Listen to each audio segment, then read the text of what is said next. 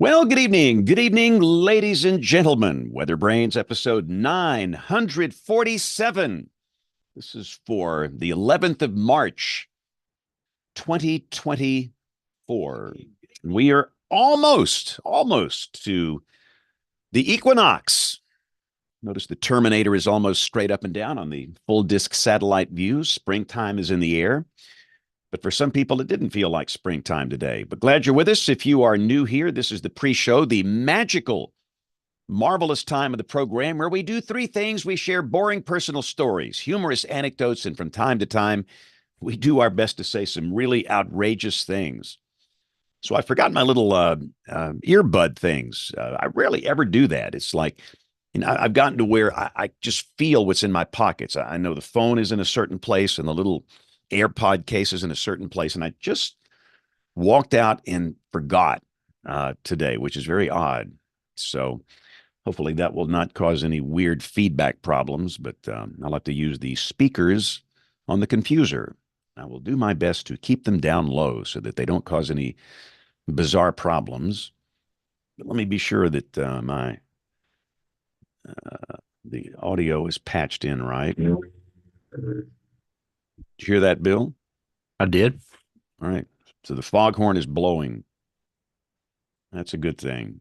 That's good. You can save it for me. I think everything else is okay.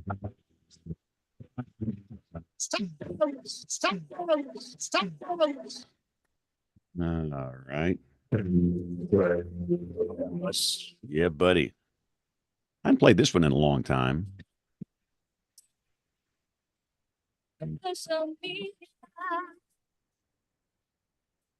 What happened?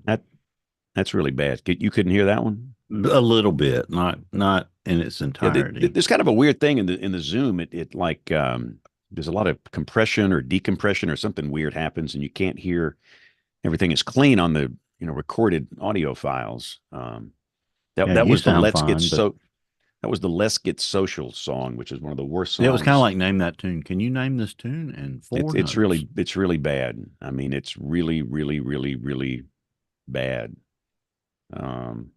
WeatherBrains is brought to you by Do I need to play this open? Do I need to play this open?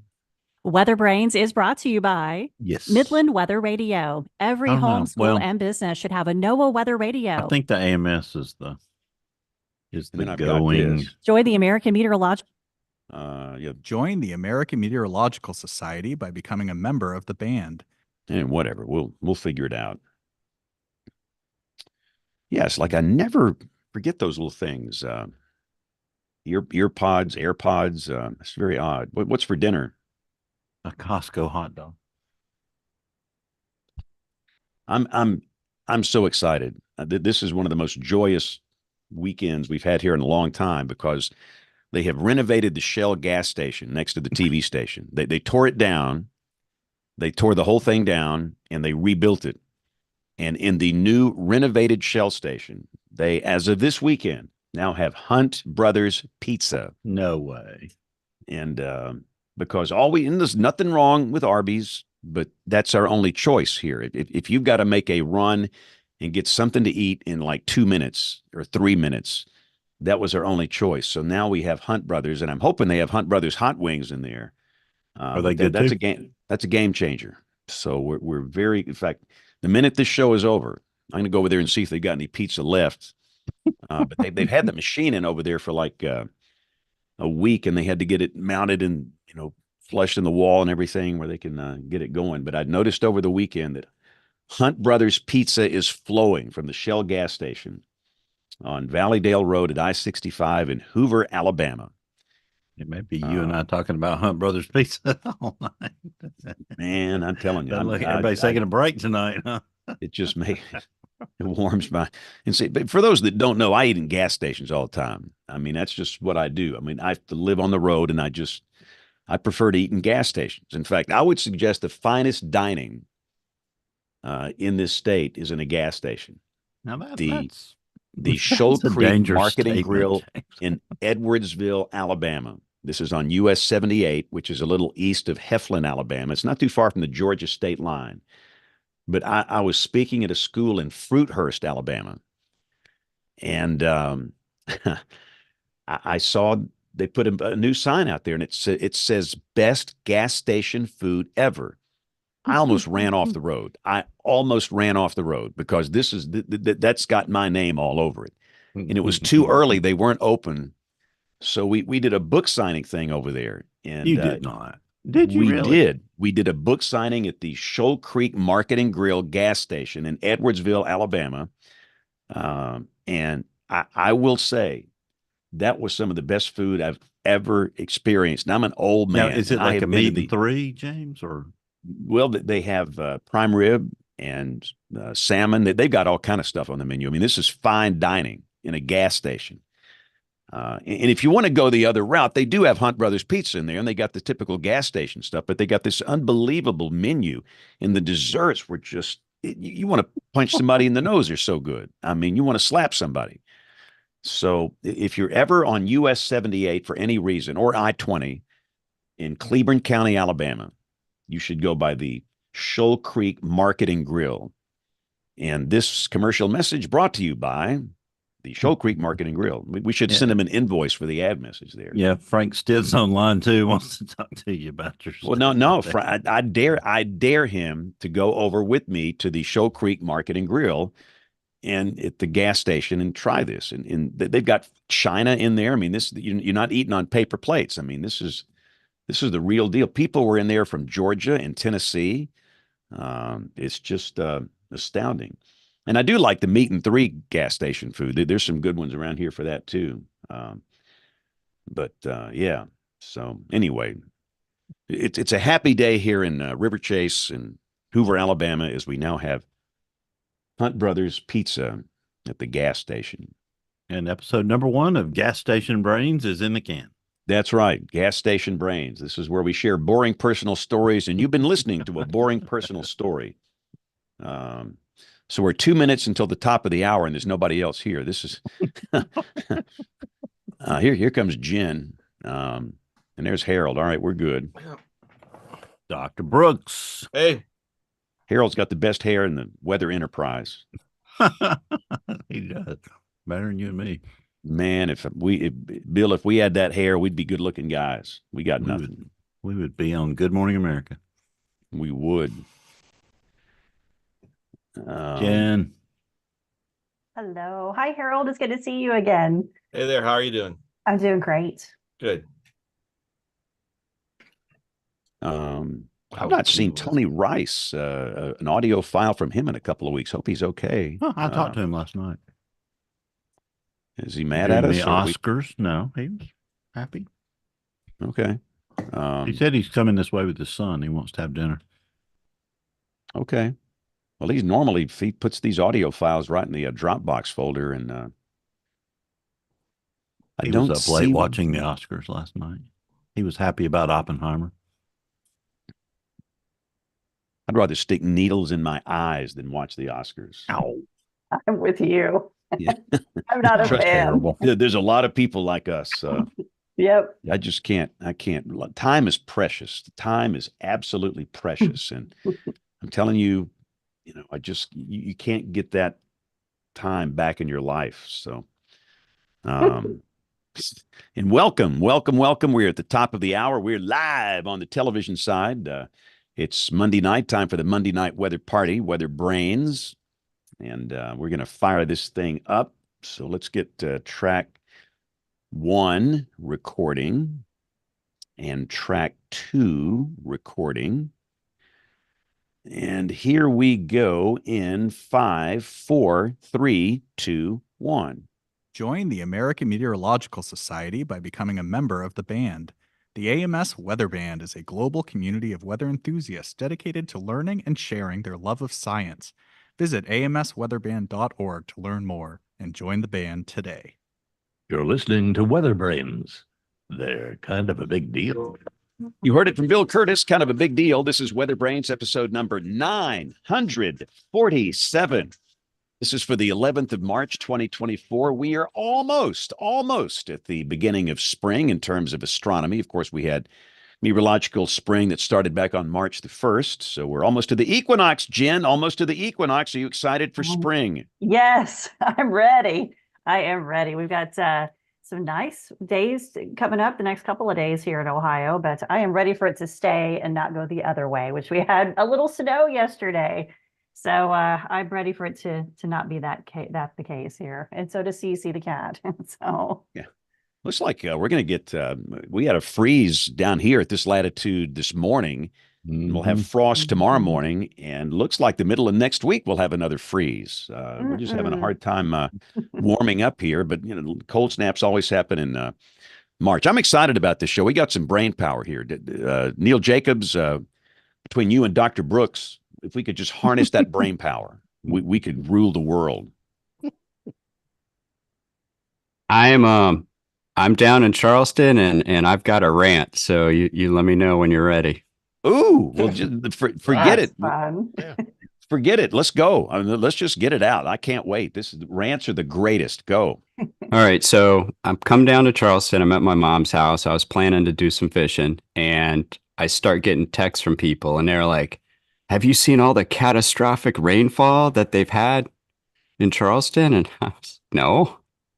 I mean, I'm down here. What's going on?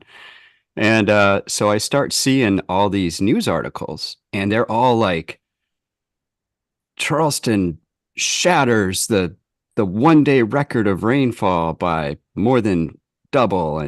And so I look, and there's like 3.63 inches of rain downtown, and it broke the previous record of like 1.48. And I thought, this can't be right. I know that their all-time rainfall records here are like almost a foot. Yeah. Oh, yeah. And Just so the daily record. yeah. And so I was super confused. I was like, how could this be? And I started reading article after article, and they were all saying, the 1-day record. And so I go and I look, I emailed Troy, and I was like, what's going on here? I feel like I'm losing my mind. I know for a fact on October 3rd in 2015, they had like 11 inches at the airport. Notice he's losing his mind and he calls me. Well, I thought when it comes to like surface obs and ASOS and everything, who else are you going to call? And, okay. And so he's, Troy tells me, he's like, oh, you know what? This is probably just for that particular day. And so I go back to the website and bring up the climatological data, and you can sort it by month, and it shows what the days are. And sure enough, this was the record for March 9th. Exactly. Not the 1-day record, but the record for the 1 day. There's a big difference. Yeah. And one thing that Neil and I kind of talked about, those are in RERs, and a lot of people know what those are. Those are the record reports that are put out by the WFOs for first order climate sites. And I'll be honest with you, there's a pre-formatter for AWIPS. Those RERs, there's some restriction on what kind of text you can put in there. And frankly, they're not very clear sometimes. And that's what Neil and I talked about and started looking at them. So yeah, I mean, when you read the text, it says it broke the record, and the previous record was, and it gives the year, like I think it was 1948 or something. But it doesn't say broke the record for this day or broke the previous record set on March 9th of the year. It just says broke the record for the year. And so if someone just sees that and they don't actually understand what they're looking at, they're thinking, this broke the all-time 1-day record, which, I was like, how in the world does less than 1.5 inches all-time 1-day record on a coastal city exist for 80 years? Like, there's no way. I was surprised the daily record was that low. Yeah. Well, one other thing too with Neil that we did not talk about yesterday, and folks that look at these RERs, you'll recognize what I'm going to say in a second. You'll see it occasionally where this ASOS set a new record today at this site, and it was so many degrees on this date. And it says after it ties the record of June 2nd, 1995.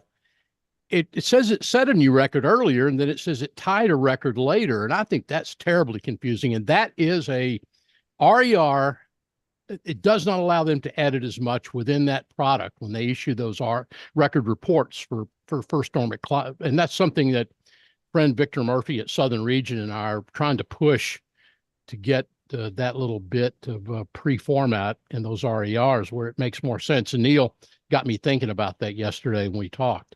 Yeah, I mean, what's the code for downtown Charleston? What's the 3-letter code? I'm sorry?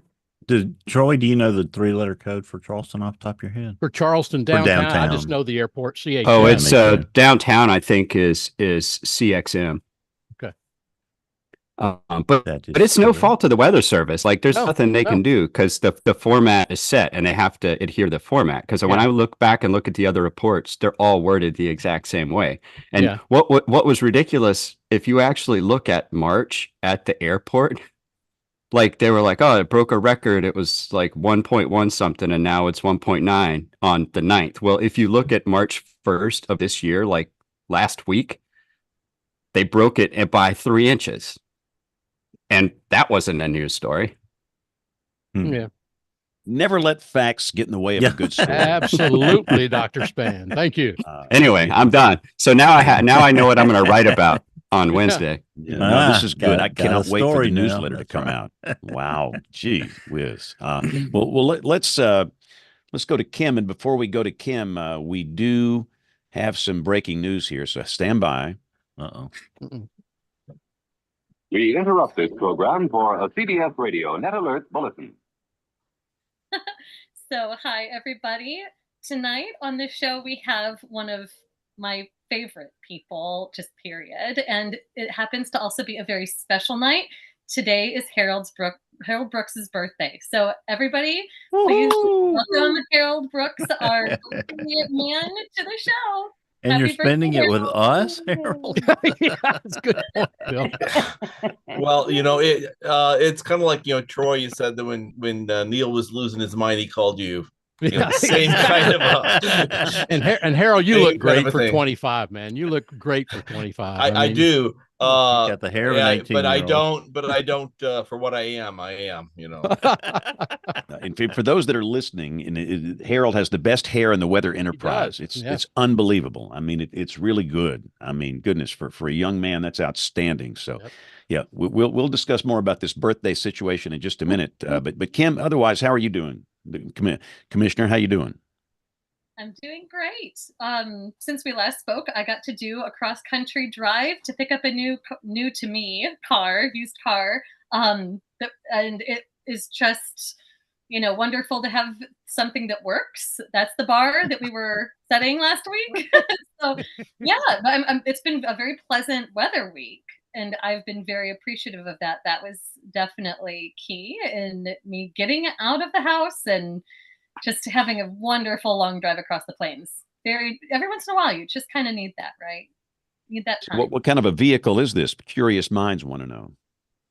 It's a Honda Accord hybrid, and it's red. Yeah. And I'm very happy with that. Nice. And how far? I'm still driving my Toyota 4Runner with 368,000 miles on it. It drives better than the day I bought it. Original engine, James, or? Oh yeah, absolutely. Original transmission? Absolutely. Everything's original. So how far did you have to drive to get your Honda, Kim?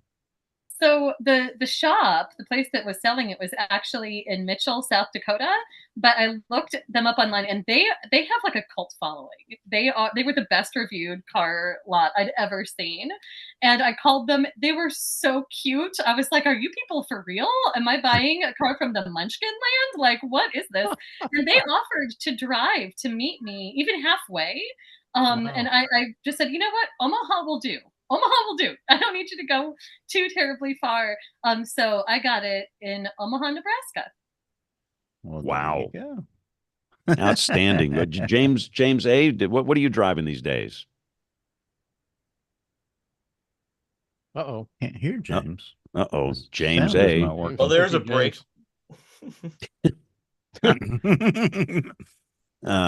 This could be a full-on battle tonight. The long national night is over. I can speak again. I have a 2014 Honda Pilot with about 200,000 miles on it. My Accord, I put 360,000 on. That was what I replaced it with. And I had the weird thing of having two cars that had to go in the shop this morning at the same time. Wow. Which was very weird. I didn't like that. Wow. That is odd. Well, thanks for listening to Car Brains. So let's flip it back over to Bill Murray. Bill Murray, bring in Harold here. Let's formally introduce this legend here.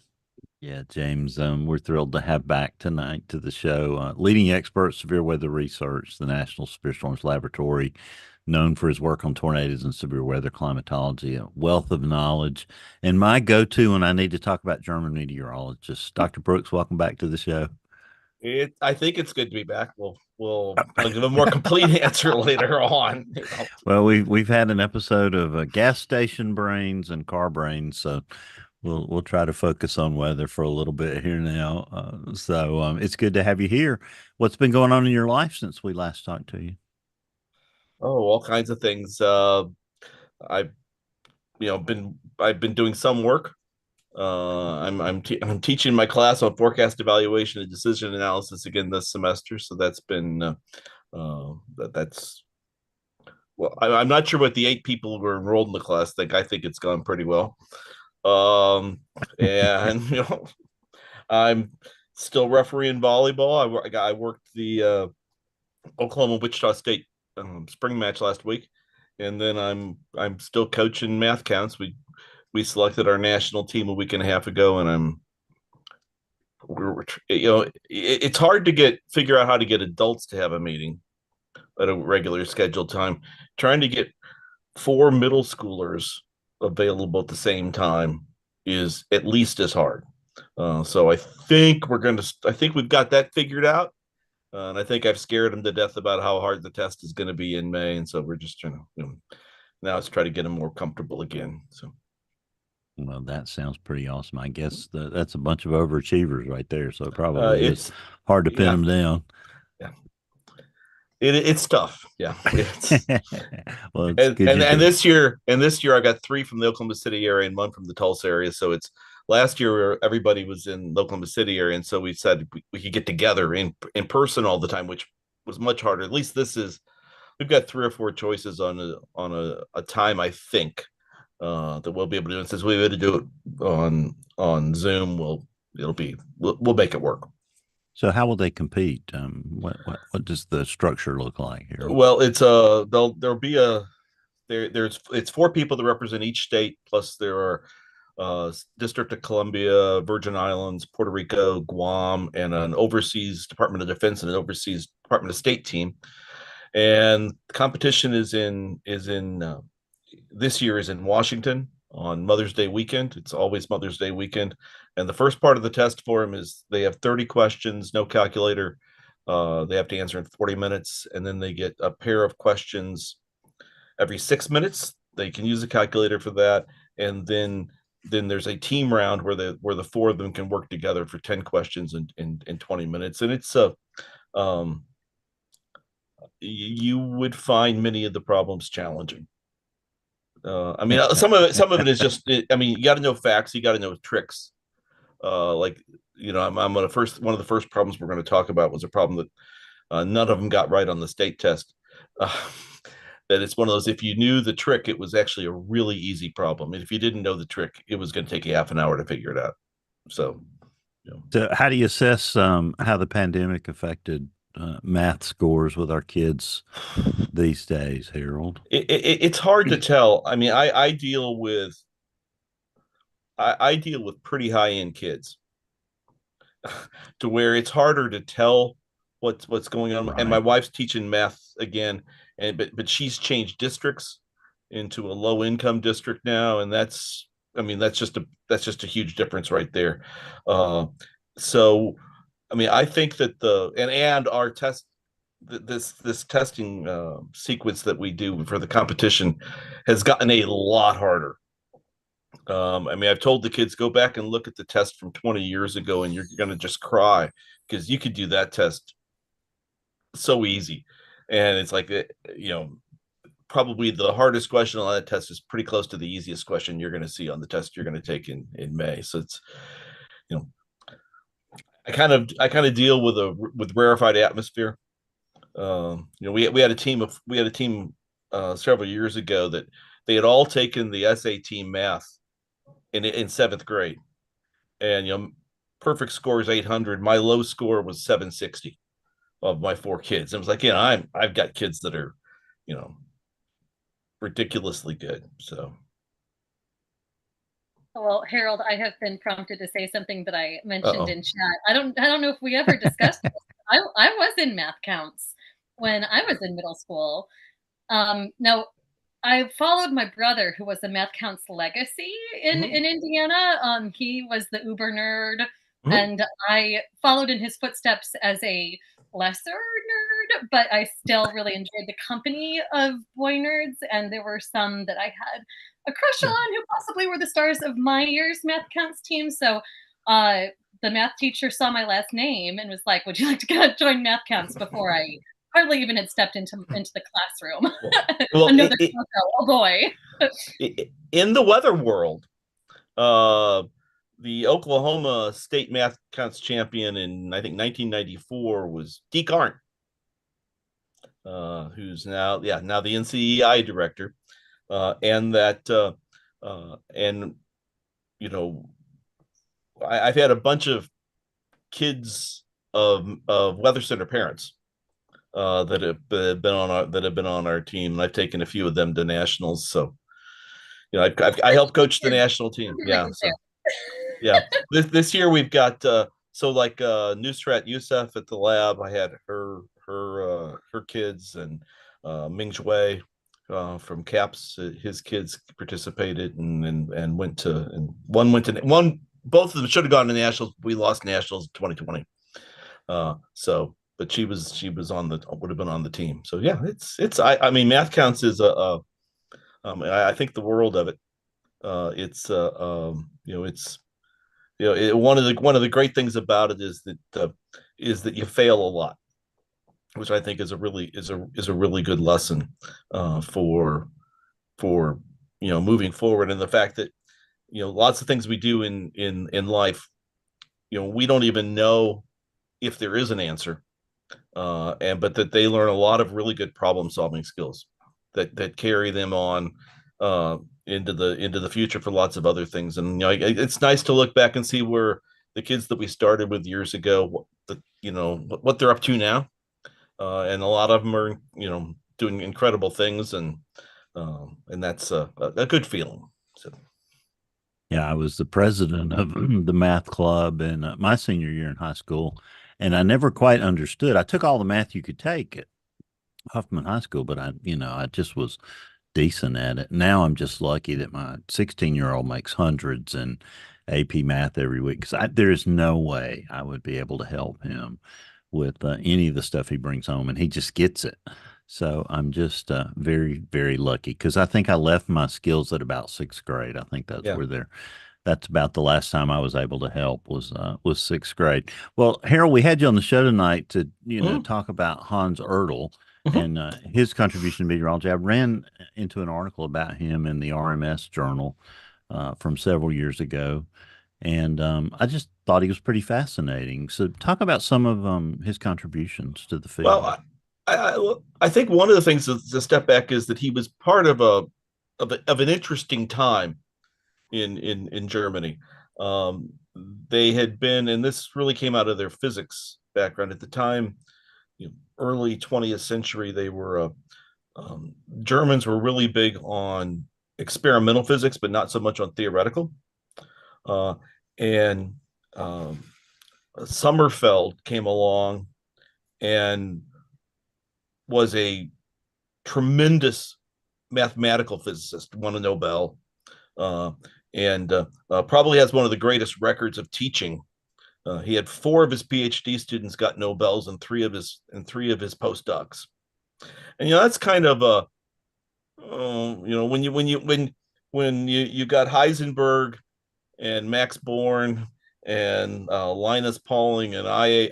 Rabi, you're kind of like, it's just kind of like math counts. I deal with the kids that are at the top end. I don't know about these ordinary people. But that Ertl was one of those people who took Sommerfeld's math courses and learned a lot of stuff. And he developed a concept that we use a lot. I mean, the biggest thing he's known for probably is for Ertel's potential vorticity. That's sort of now, it's one of those things that you think back and you go, there was a point when we actually didn't know that. and that was him.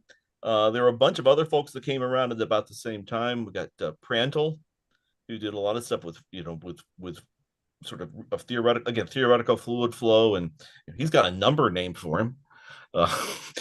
And that's always a big deal when you get a number named for you. And he's got and there were the other folks that came along, Heinz Lettau and Werner Schwertfeger and Helmut Flohn, and they had, it was really a really rich time in that time, and in the sort of the I guess it's kind of hard to pick the beginning and ending dates, but sort of in the World War I to pre-World War II phase, German meteorology was ridiculously good. I mean, the guy we know in the tornado world out of that, the guys we know there are Alfred Wegener and Letzman, that were probably knew more about tornadoes than any people on the planet between the two wars. And Wegener, people don't remember Wegener for his tornado work now. It's his continental drift theory that people remember him for. But when he was alive, he was the world's greatest expert on tornadoes. And then his student Letzman took that mantle over when Wegener died. And Wegener had the theory of, he propagated the theory for how tornadoes formed. That was probably the dominant theory until the early 1980s.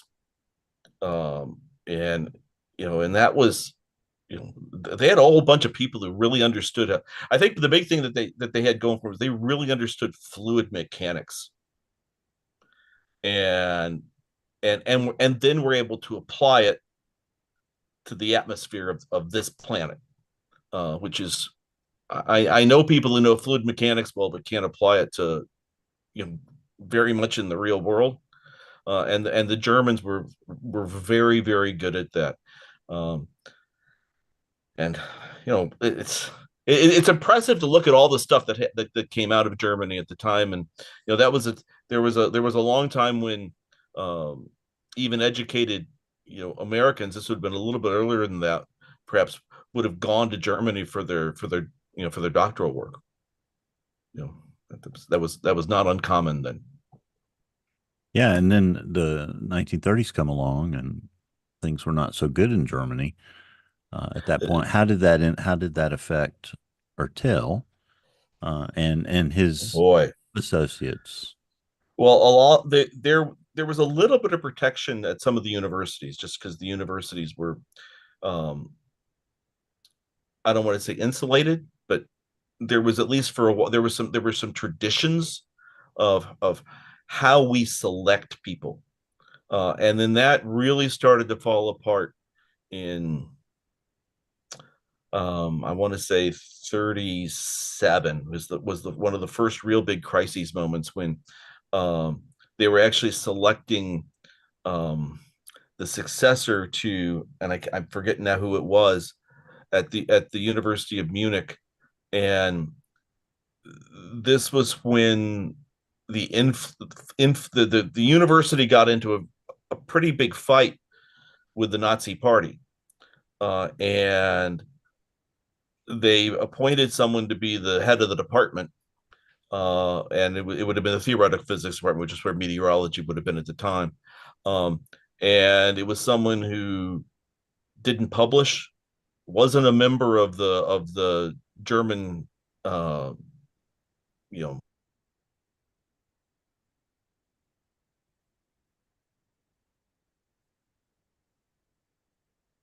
Did Harold freeze, or is he in deep thought? Uh-oh. I know. I hope I didn't freeze. I'm back. I hope I didn't freeze. There you go.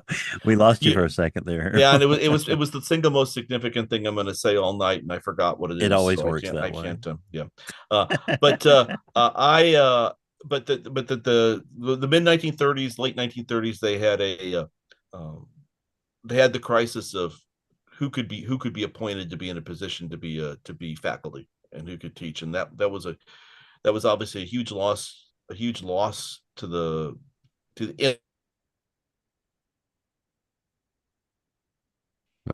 Uh-oh. Harold, we might need you to turn off your video. See if we can spare your audio. You're breaking up again. How wonderful to hear, and I'm gonna kill some other things. How's that sound? Yeah, Hopefully playing Minecraft on the other He's other going on computer. rage. He's killing things.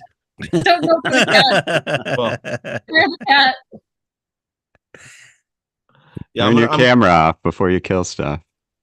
No, well, no, yeah. Oh, done. There's the show title. Turn your camera off before you kill stuff. Show title. Okay, let's see if I can get this. Okay, there we go. Okay, we'll try that. So, and so there became a huge crisis of who could be faculty, who's allowed to teach. That's was a big deal. Their interactions with other countries became more challenging. I remember seeing a letter. I had the chance 20 years ago now to go through Johannes Letzmann's archives in a small town, Lüneburg, Germany, with Nikolai Dotzek and with Richard Peterson from Texas Tech. And I mean, Letzmann was one of those people who kept every letter that was ever written to him.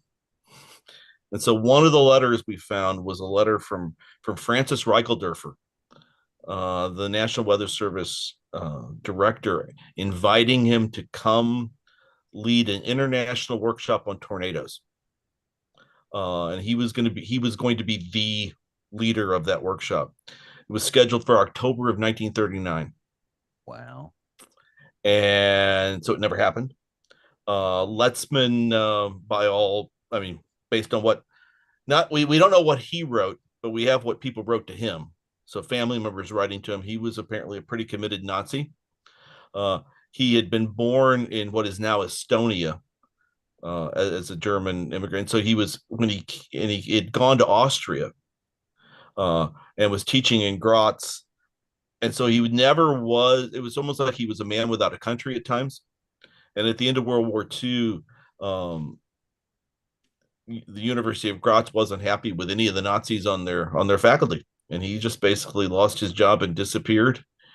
And I don't think his work in meteorology didn't see the light of day until the 1990s. After that, and he had done this amazing model of how trees fall in tornadoes based on wind patterns.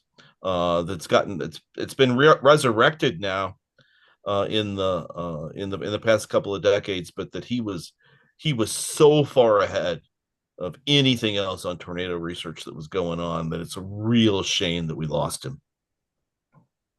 So Harold, if he were born in 1904, he would have been in his mid to late 30s. Was he pressed into military service as a meteorologist? What happened to him during World War II? He continued to teach in Graz. He managed to be, just out of the limelight in some sense. I mean, a lot of the other ones were. Ertel was too old and was not. But like the Schwerdtfeger and Lettau and Flown were all forecasters of various kinds. Mostly Schwerdtfeger and Lettau actually worked together, which was would have been a pretty impressive bit of people to listen to forecasting. And they were basically forecasting for the high command in the West, and did all kinds of Schwerdtfeger's memoirs are pretty amazing about what all went on. So I read that he struck up a friendship with Rossby. Yeah. Spent some time in the States. Talk about that relationship if you can. Well, which who with Rossby? Ertel. Yeah, he struck. I mean, it was the community back then was small enough, in some sense, that the leading people knew the leading people, and so Ertel had known Rossby when Rossby was still in Norway, before he came to the U.S., and they had done work together, well, I don't know. I'm not sure I would say work together, but they were aware of each other, and they had talked and they had communicated a lot. And so when Rossby came to the U.S., one of the things that he wanted to do was to bring over a lot of that old world meteorological knowledge. And so there were Björknes came to visit, and Ertel would have been was somebody who came to visit. That the U.S. in pre-World War II was not a hotbed of meteorological thought, and it was World War II that really changed how we saw things. The amount of training for meteorology that was done, and my undergraduate physics professor actually went and taught beginning physics for U.S. Army and Air Force. We're going to become forecasters, and so it was such a huge. It was such a huge effort that went on to do that education that's when almost all of the major meteorology programs in the country grew out of the early years, the 20 years after World War II, where people were trying to continue what they had been doing. And you read through the list of people who, there were guys who went around starting departments. Walt Saussure starts a department.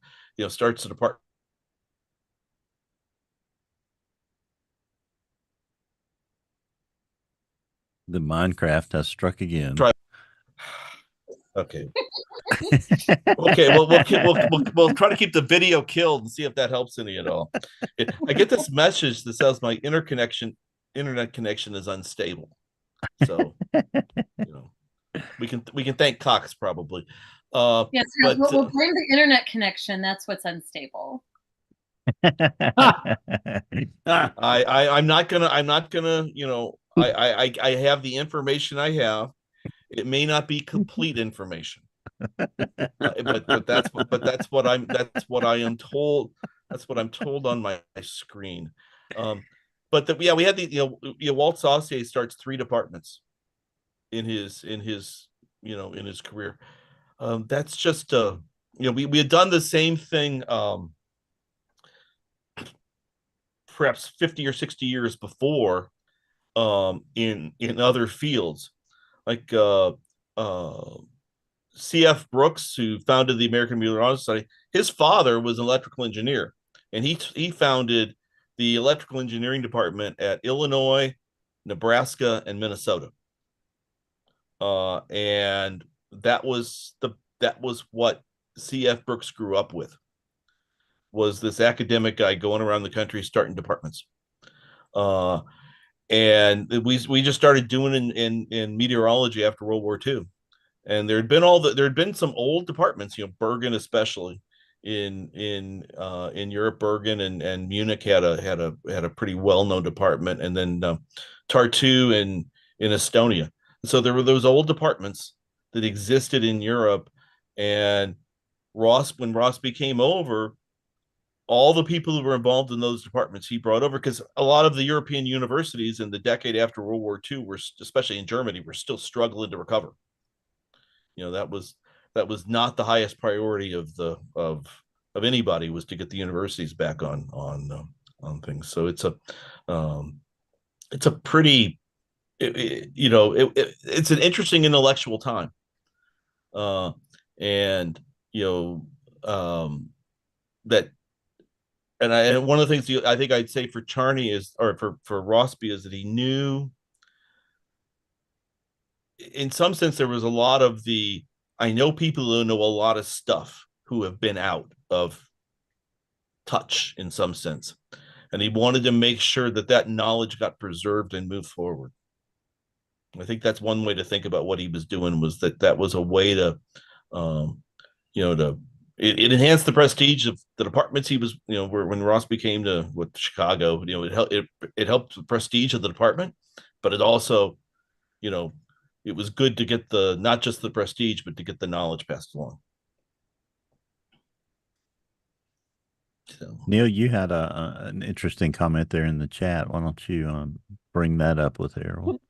Yeah, I mean, maybe Harold, maybe you can shed more light on this. I was asked to give a talk on chaos and numerical weather prediction, and started talking about Lorentz's limits of predictability and the history with him and Charney, and that led into some baroclinic instability, and inevitably I went down the rabbit hole of trying to find information on Eric Eady, and I couldn't. To my knowledge, there's only 2 photos of this guy on the internet, and they're both of him laughing while holding a cigarette. And I'm sure he's an interesting guy, but I just can't get this image out of my head now.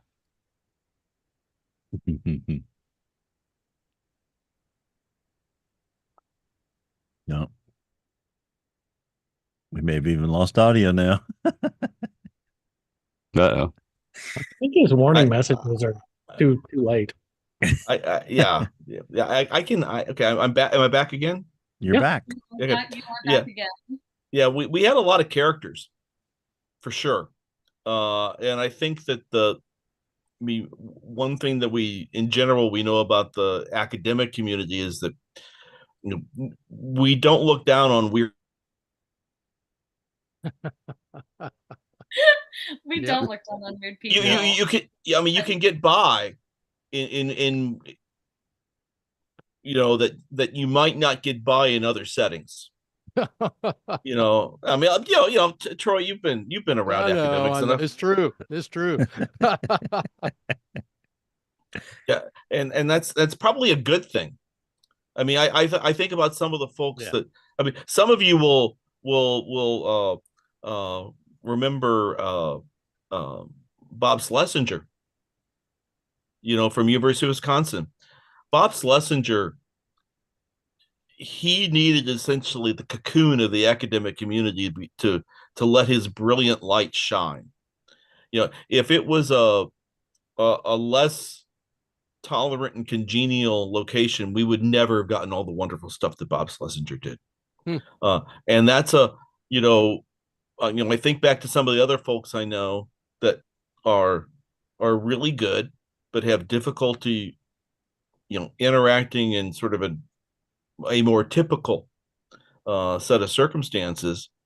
But we're pretty good with that. I mean, the Charney and Lorenz thing, and Fred Sanders, and you kind of think some of the people that, I'm trying to remember exactly the connection. It was Ed Lorenz, and I think it was Jewel Charney, collaborated to advise John Anderson, who ended up for a while was faculty at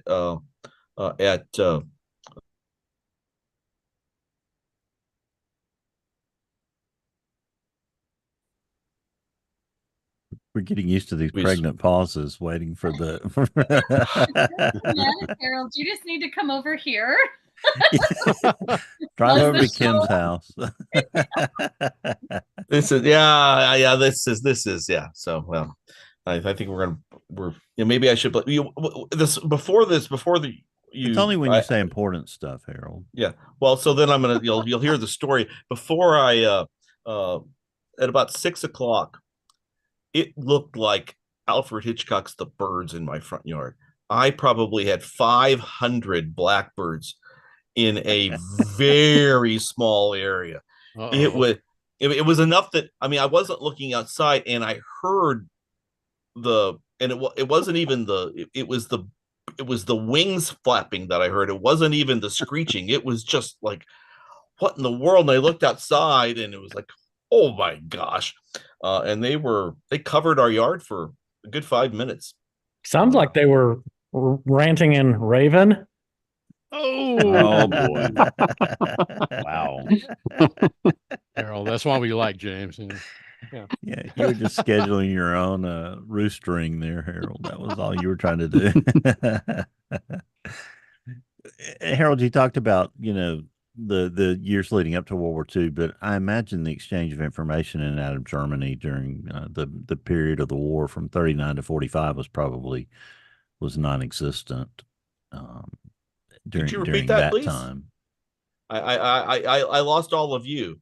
Unfortunately, unfortunately, it works both ways. Well, the bad part was it wasn't while James was talking, so I had to hear that. Just talking about the flow of information in and out of Germany during the war from 39 to 45, it probably was fairly non-existent. Huh? Well, and even World War One. I mean, the one of the greatest books on tornadoes ever written is Wegener's book Wind und Wasserhosen in Europa, published in 1917. It contained a list of every tornado that he could find that had been talked about in Europe.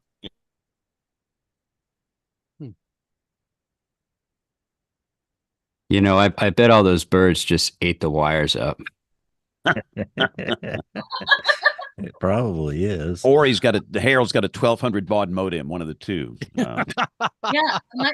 I suggest, Harold, are you able to call in?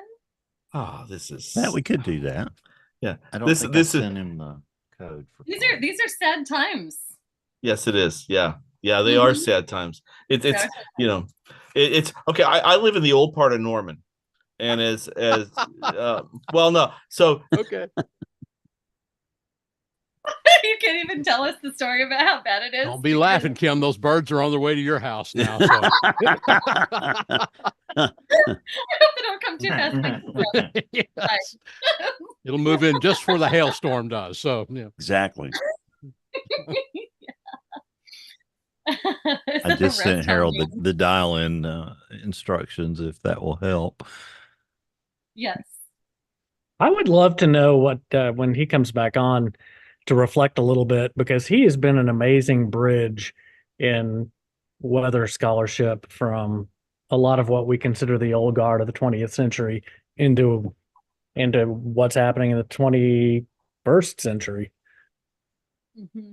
And something interesting he's also shepherded that not a lot of people know, but this is why he and I are so close, is he actually has been a fairly central figure in helping to cultivate the integration of behavioral science and especially decision science into meteorology. Oh. So his interest in this, I was an RU student, a summer research student of his in 2004. So we're coming up on 20 years of this friendship. And that, by the way, represents like half of my life and a little bit more of Harold's, just a little bit. Yeah, right. Yeah. But be that as it may, Harold was interested in decision science enough that he'd gone across campus and talked with folks in the economics department and found an economics professor, Jan Sutter, of Simmons and Sutter, of the books and papers many of you have undoubtedly read. And they decided to team up on a project. And at the time, I was double majoring in economics and meteorology. No idea what I was going to do with it at all. And saw that this program existed, applied, and they had this project for looking at the economic impacts of tornadoes. And oh, well, that sounds marvelous. That's actually both of the halves of me. And yeah, but Harold was interested. He came in interested. You have not entered any number. Please re-enter your meeting ID followed by pound. Harold, can you mute your It works during that part. I didn't know if that was him talking to his wife or something, but no, it was just the dial instructions. So Harold had on the phone. Harold on the phone. He's coming on the phone. I'm not at all stalling. I'm absolutely stalling with boring personal anecdotes. But yeah, he actually was ahead of me in studying decision science by a bit. And so people look at me as like sort of a leader in this, but he cultivated me and then several other people that we know as important now in this aspect of the field have come through OU, and Harold has mentored, and it's a sort of behind the scenes thing. But yeah, I think Oklahoma, James, it'd be really neat to hear Harold's reflection on the changes that he has seen and the different kinds of facets he's seen the field take on over time too, and helped to usher in. Harold, have you successfully called in yet? Or do you need me to tell more embarrassing stories about you? Because I can, and I will. He is not called in, so the embarrassing stories will need to keep flowing. Keep them rolling. Why? Hey, Kim, why economics? Why did I study economics? Yeah. So, well, this is kind of boys, yeah. I was really, really, really interested in consumer behavior as a kid. I know it's a weird thing to be interested in, but we didn't have air conditioning when I was little, growing up in Chicago in the 80s. And we all know how hot that was. So my mom, working overnights in a hospital, she'd come home and then take us to the mall where there was air conditioning during the day. And I would pay attention to how the different shops had, different kinds of pitches and different things that they were, sort of highlighting at different times. And it made me really interested in how do they make these appeals to people? How do they make these decisions? And later on, it developed into a real interest in psychology. In high school, I really loved psychology. Sociology was interesting, but a little bit less than psychology. And at that point, economics was like, I knew about it, but it was mostly that like boring tax stuff that adults did, and I wasn't that concerned with it. But when I got to Purdue, and I was majoring in meteorology, and they told us, you're not going to get a job, just know that, and you're going to have all these terrible hard courses with engineers, and they're going to get jobs and you won't. I thought, gosh, well, I need to do something to maybe pad my resume, so I looked at my other interests, and that consumer behavior was right there, but Purdue didn't have a marketing program. The closest thing that they had was economics, and you could do an economics that was sort of instead of the College of Business, there was also, it was crossed with humanities. So I had all of the core requirements of having a humanities degree. And I was that nerd that got to college and looked at the whole course catalog for every course that Purdue University offered when I got there. And I circled all of the classes that I thought were interesting. And when I saw how many of them overlapped with what could be my economics curriculum, then yeah, I decided to go for it, gave it a chance. It was a lot more interesting than I had thought. It especially it's the most high ordered math that you get in the social sciences, right? Because they have the most formalisms about human behavior. They make the most assumptions. You can do the most math with that. And, on the other side of this is like anthropology that's almost completely descriptive. The theory is more like big, broad, and not so much math, and more like the rich details of human existence. So anyway, yeah, thanks, Neil, for that. Now I've gotten into boring personal anecdotes about me. Harold, do we have you? I don't have any idea. Boring personal stories about Kim, you can tell, Dr. Brooks? I made her. Okay, it's not boring, but I made her cry. Ooh, this is good.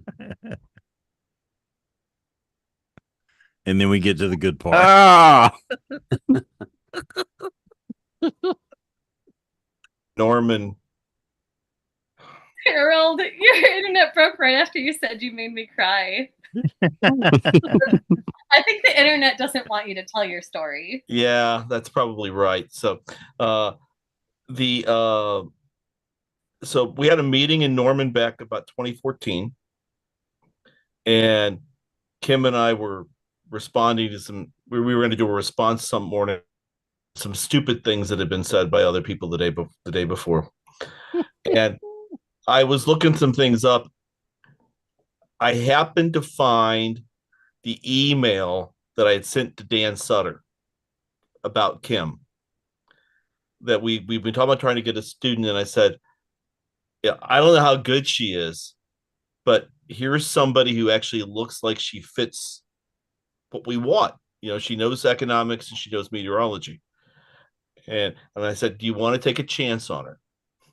And that's how I dug that email out and let her read it.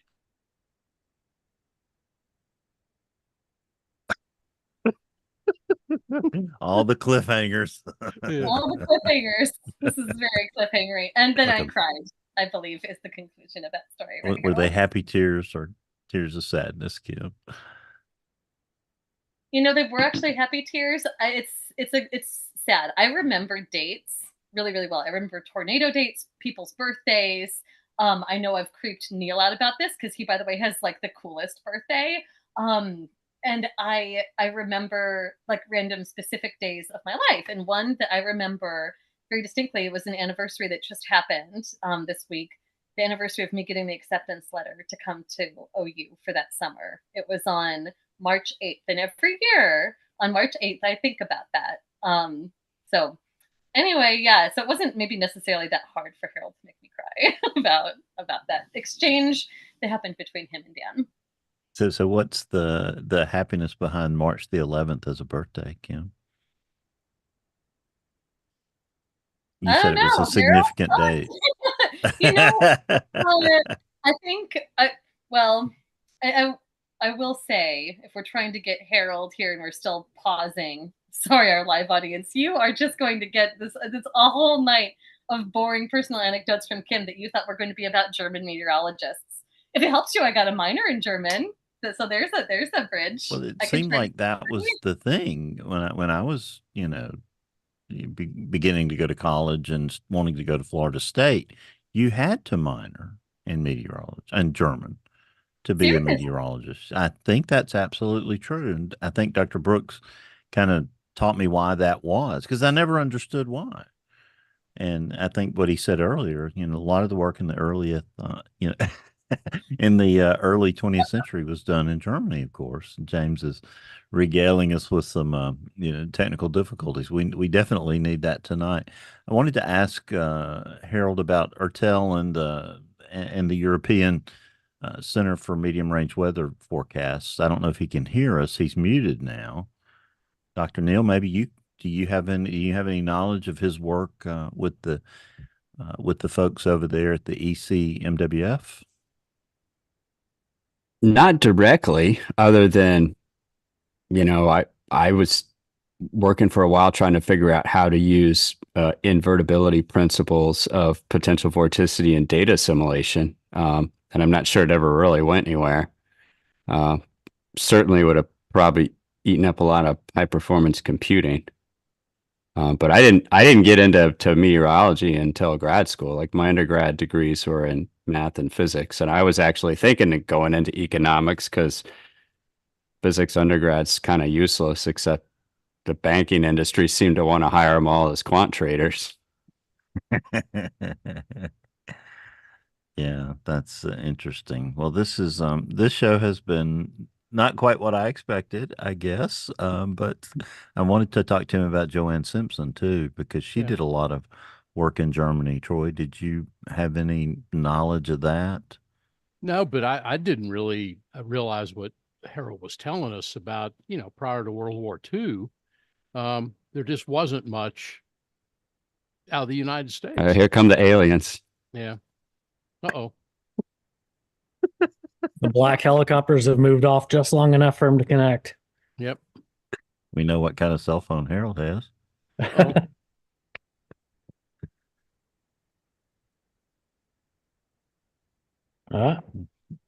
It's about time for your cat to come by and knock that straight off of your desk, Harold. I can hear you.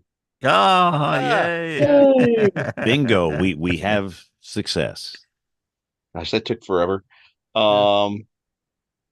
You people were saying interesting things, and of course I've forgotten them now. No. So yeah, I think well, historically you needed to read something in another language. And it was the reading knowledge that was the big thing. German was really popular. I took a semester of a German reading class at Columbia in grad school. I didn't need an undergraduate, but I needed it in grad school, and I took a term of reading Russian at Cambridge, not for scientific purposes, but my German, that's what it was aimed at. And I don't know if I've read tiny bits in German since then. But it's almost like I can read enough to tell what the general subject is, but not the details. That's the problem I've got, is I'm not, we've got a paper that just got accepted on a whole bunch of the different ways to look at forecast evaluation of the 2x2 table, and all the different names that are used for it.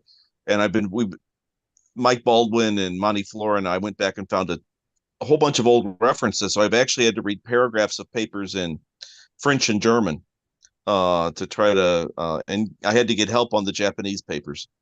But it was, we've learned a lot looking back at some of those things. But now, English has become the dominant language. 100 years ago, I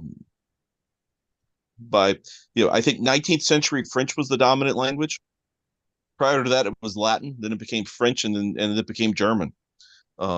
In probably, sometime, maybe even after World War I. I know that one of the papers that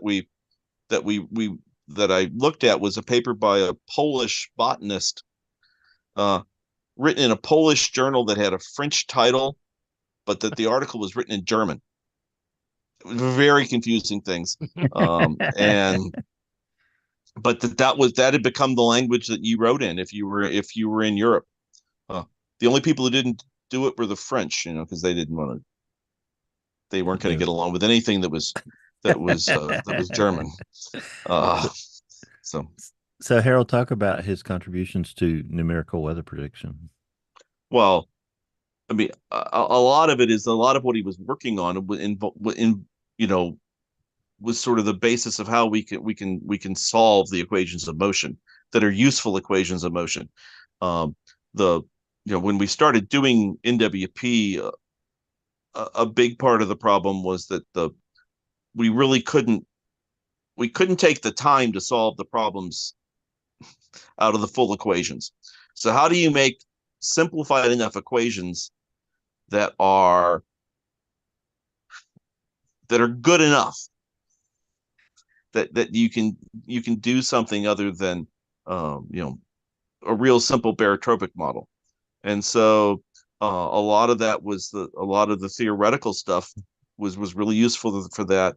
I'm not sure how much work he did on how do we express the equations in terms of how we can do the numerical solutions of it, but that we knew enough about the problems that had taken place from back to the days of Richardson that needed to be solved, and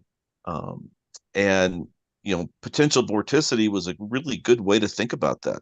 And how do you set up equations that are close approximations to what the atmosphere actually does? And how do we make? He was a big part of making useful forecasts. I think that's in the early days. I think that's a way to think about it. That we would now think of those as being trivial, but they were used. We didn't have the computer capabilities or the ability to solve to solve the equations efficiently, to do the full equations. So, talk about his work with the European Center. Have you studied that very much? Not really. I mean, the European Center was one of those. The Europeans have difficulty cooperating at times with each other, but that particularly for weather, there have been two big areas in which they've recognized the individual countries. So what they typically refer to as the member states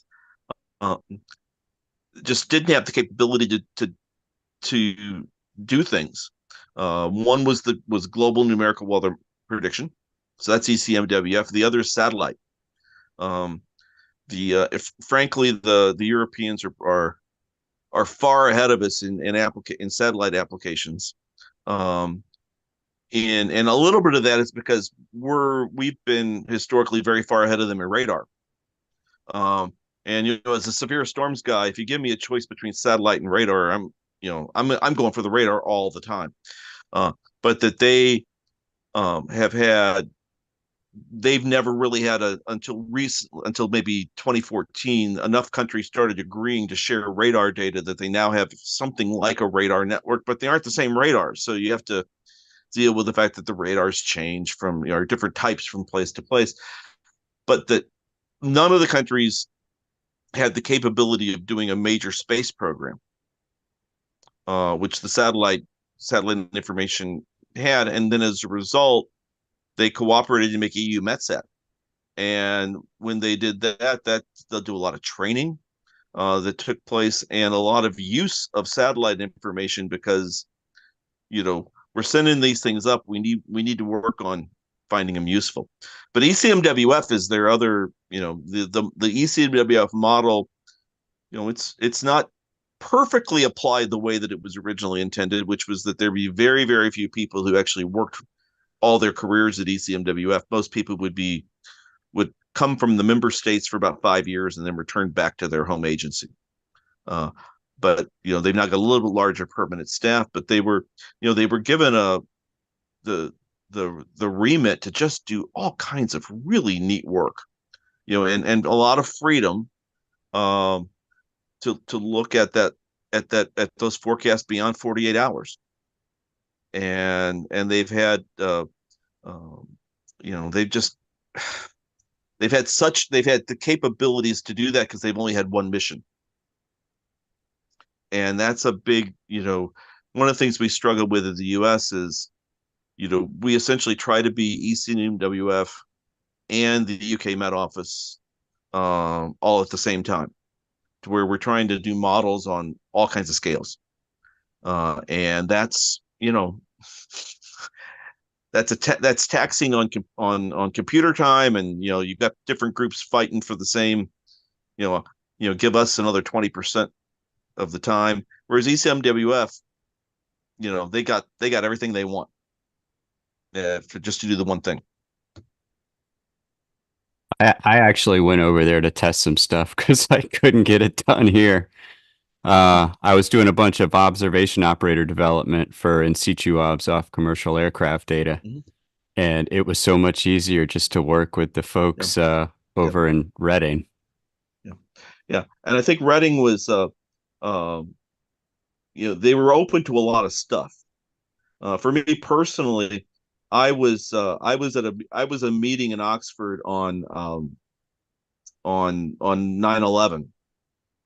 And at the end of the meeting, it was, we weren't completely sure when airspace was going to open back up, and ECMWF basically said, we'll give you a desk and a computer, and you can be here for, they were actually saying, if it takes a few months, you can be here, and we'll help. I know you don't do work on on the kinds of problems we typically care about, but hey, maybe we'll learn something from you. So it was a really, they've been a pretty fertile ground for being for allowing people to use their imaginations to solve problems. So you mentioned briefly, or Kim, I didn't want to interrupt you. You had a comment. You're okay. I wanted to get you to talk about Lewis Fry Richardson for a minute, because you mentioned him briefly. Mm-hmm. Dr. Brooks, talk about the significance of his book that he wrote in 1922. Yeah, well, okay, and so that everybody, since the Oscars were last night, his nephew is Sir Ralph Richardson, one of the great Shakespearean actors of the 20th century. So just we'll make that connection. These people don't like the Oscars here for some reason. I heard that, but Ralph Richardson, you give me Olivier Richardson and Gielgud, and we've covered most of Shakespeare. But I think Richardson was we go back to World War I, and there were people who did things and had to do things. Richardson was a was a Quaker, so a pacifist, and but he drove an ambulance, and he basically he had been thinking about, how to do forecasting of weather numerically for a long time, and in his free time between driving the ambulance, he came up with what was not a bad first guess of an approach to follow. And I think one of the things is he was just so far ahead. The book that came out of that experience was, probably 3 decades ahead of its time. He was not, and I'm not sure that the rest of the world was ready for it yet. I mean, we didn't have the real capability to have done what he wanted done anyway, technologically, but just the vision of the fact that we can do this, or that it will be possible to do it. I think was such a revolutionary idea that this could actually be done, at least conceptually. And once we got, so that when the first computers in the U.S. were developed, weather prediction was one of the very first problems they worked on. And a lot of that came out of the seed of Richardson's idea that it can be done. It was an important problem, but that he had at least, he had made it seem like it wasn't crazy to try to do it.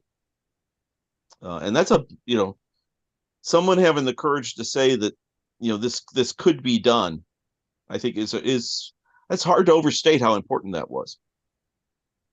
And James, if you'll let me share my screen for a moment, I've got something I'd like Harold to comment on from Fry Richardson, namely the painting by Conlon that I'm sure you've seen before, Harold. Because this is don't count on me saying anything. Yeah, this is Richardson's, and I don't know. Let's see if whoops, can y'all see it now, or I lost my whole Zoom? Oh yeah. The conductor. Yeah, this is Conlon's painting of what that would have theoretically looked like. So comment on what's going on here. Okay, well, so the idea that Richardson had, he thought of this as being an incredibly intensive human endeavor, and so there would be people who would be essentially solving the equations of motion. It would be like the people would be sitting on a grid, at grid points on a model, and they would be solving the equations of motion, and they'd have to pass information to the people around them. What we would think of as finite differencing in space. They'd have to pass that information to each other, and there'd be a conductor in the middle of this theater that would essentially be, telling people to go faster, go slower, do all kinds of interesting things to sort of, use as a way to get the calculations done and passing things from place to place. I didn't use the figure, but I had an exchange with Michael McIntyre in the journal Weather in the early 1990s, and we went back and forth about basically using this kind of an analogy and this was in the very early days of ensemble forecasting, of having sort of a conductor over the ensemble members and helping select the ensemble members that would then be used to go forward. No one ever seriously tried our idea, but this was what we were thinking of, essentially the same kind of thing of a conductor, attempting to say, this is the region of the ensemble space we need to be focusing on. So run a whole lot more over there. Don't run as many over here, because that's not an interesting part of the solution space anymore. But yeah, this was sort of Richardson's grand idea of, I'd be sitting next to you, and we'd be handing our values back and forth to each other, and using that then to update our forecast at our location. And it was a tremendous. It would have taken thousands of people to do this. Yeah, I was wondering what the total number would have been. Did you ever estimate, or did Richardson estimate what that requirement would have been? He envisioned one person per grid point. And you can see the grid points there around the world. It depends on how many grid points you've got in your model. For a coarse resolution model, we take a couple of hundred. For a finer resolution model, we'd be talking about tens of thousands. I don't think he could actually really. I don't think Richardson would have actually ever thought about the thing we might be we might be doing 1 kilometer 1 kilometer horizontal grid spacing out of a model. That would have been, I don't know what he would have done if we would have started talking about 40,000 by 20,000 grid points. That would have been beyond his ability and figure out how to do it. So yeah, and you can see all the people on the different floors around the sphere that are that working on those grid points, having different jobs, and making sure that I would assume that some of those people are probably processing those data to actually do something with it, rather than just updating the equations at the points. So they might have been the people who actually produced what you would actually pass along as a forecasted points, I think. But it's been a while since I've looked at that. Well, I thought that was just a very fascinating thing, and I'm glad you were able to talk about it. So that's pretty cool. We were laughing earlier about the Oscars, but John Mulaney last night gave the entire context of Field of Dreams in about 30 seconds. Talk about the movie, because I think just about everybody who's going to see it has probably seen it. That now that it's made $1 billion, Harold, what are your thoughts on the movie? Oppenheimer. I haven't seen it. You haven't seen it? Okay. No, I haven't seen it. It's awfully long, so yeah, it is awfully long. I mean, I know there was some stuff that probably didn't need to be in it, in terms of the personal side. I mean, that was there's. I think that my understanding is that the depiction of the work side is fairly accurate. I mean, they were people who didn't have a clue. They had a clue, but they weren't sure what was going to happen when they did what they did. And again, we come back to having a whole bunch of people that are perhaps challenged in their way to interactions with other human beings. I think that was a thing, and yet being given a job beyond what you could imagine doing, and they knew the importance of it. I just recently listened to an audiobook that is Churchill's Ministry of Ungentlemanly Warfare, which was essentially all the special weapons stuff that the British set up, and the commando things that they started doing, that were it was clearly different than an Oppenheimer, but in some sense the same idea of, there were guys who were working 16-hour days, 7 days a week for months at a time, because they were it was like, what we're doing is, there is nothing more important I could ever do, and we are creating things. And they had some very creative people. The story of how they did the first limpet mine is in this guy's house is just a bizarre set of, I put together some colanders and some kids candies and other stuff to make what ended up being a mine that they used to destroy a lot of German industry.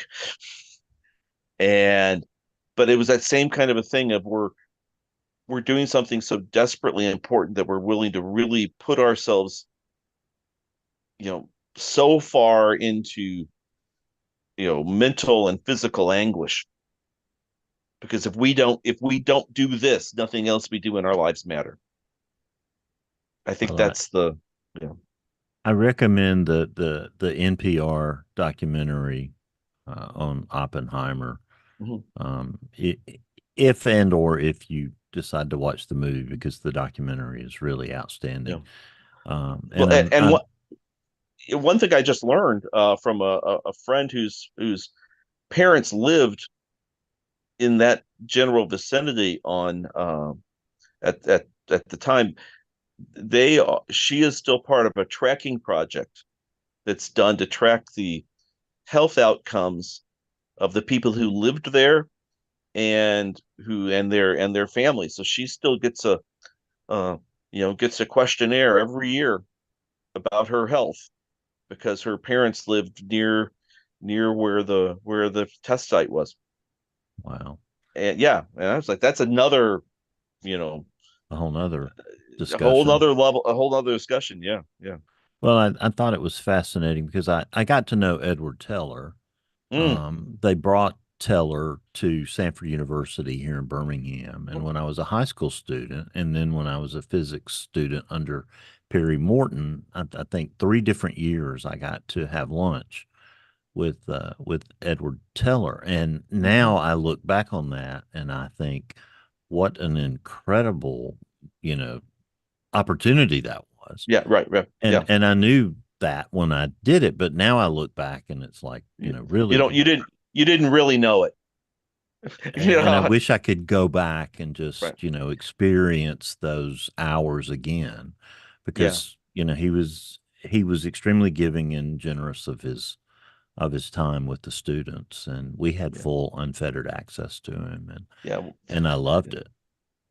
So we had one of the when I was at Columbia, the last thing I did was they did a seminar series on global habitability, and I was the rapporteur.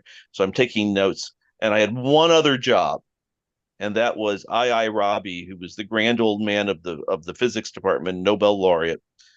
There was a chair for him on the front row, and my job was to make sure that Dr. Robbie got his chair. And he was about 5'1" and about 125 pounds. And it was like, so it's like you really felt like this guy could, if somebody bumps into him, this could, he might die on me, because he was in his 90s by then. And I'm going, just get him up to his chair and then get him out of the room safely at the end of the thing. But that same kind of a thing of interacting with people who pretty smart. James A., you've got a question for Dr. Brooks. Yeah, Dr. Brooks, thanks again for fighting through all these problems this evening. But you may have heard the question a little bit earlier while we were dealing with that. But I'd love to hear your reflections on the changes that you've seen as the bridge from the Don Burgesses and Chuck Doswells and Les Lemons into the 21st century in the state of meteorology. Well, the paperwork's gotten worse.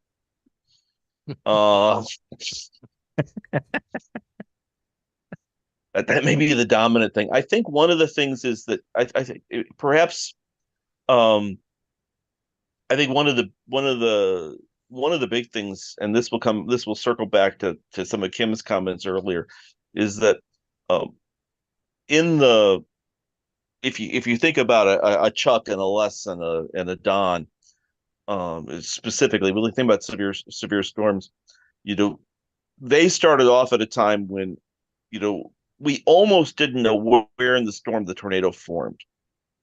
We were doing a lot of stuff about just, what do things look like, and how can we make real simple models of how that works, and how can we communicate that to forecasters and help forecasters do a better job of describing the weather. As we've gone forward, our observational capabilities, our ability to model all the storms has become so huge that we can test a lot of things now. But I think in some sense, to me, one of the biggest things is that we saw that as, how can we translate science to the forecaster? And now we've gone to and I think of this, I'm a big fan of Alan Murphy for forecast evaluation stuff. And Alan talked about the quality of forecasts. And so they dealt a lot with the quality of forecast, but the other side of that is the value of forecast. How can we help people make better decisions?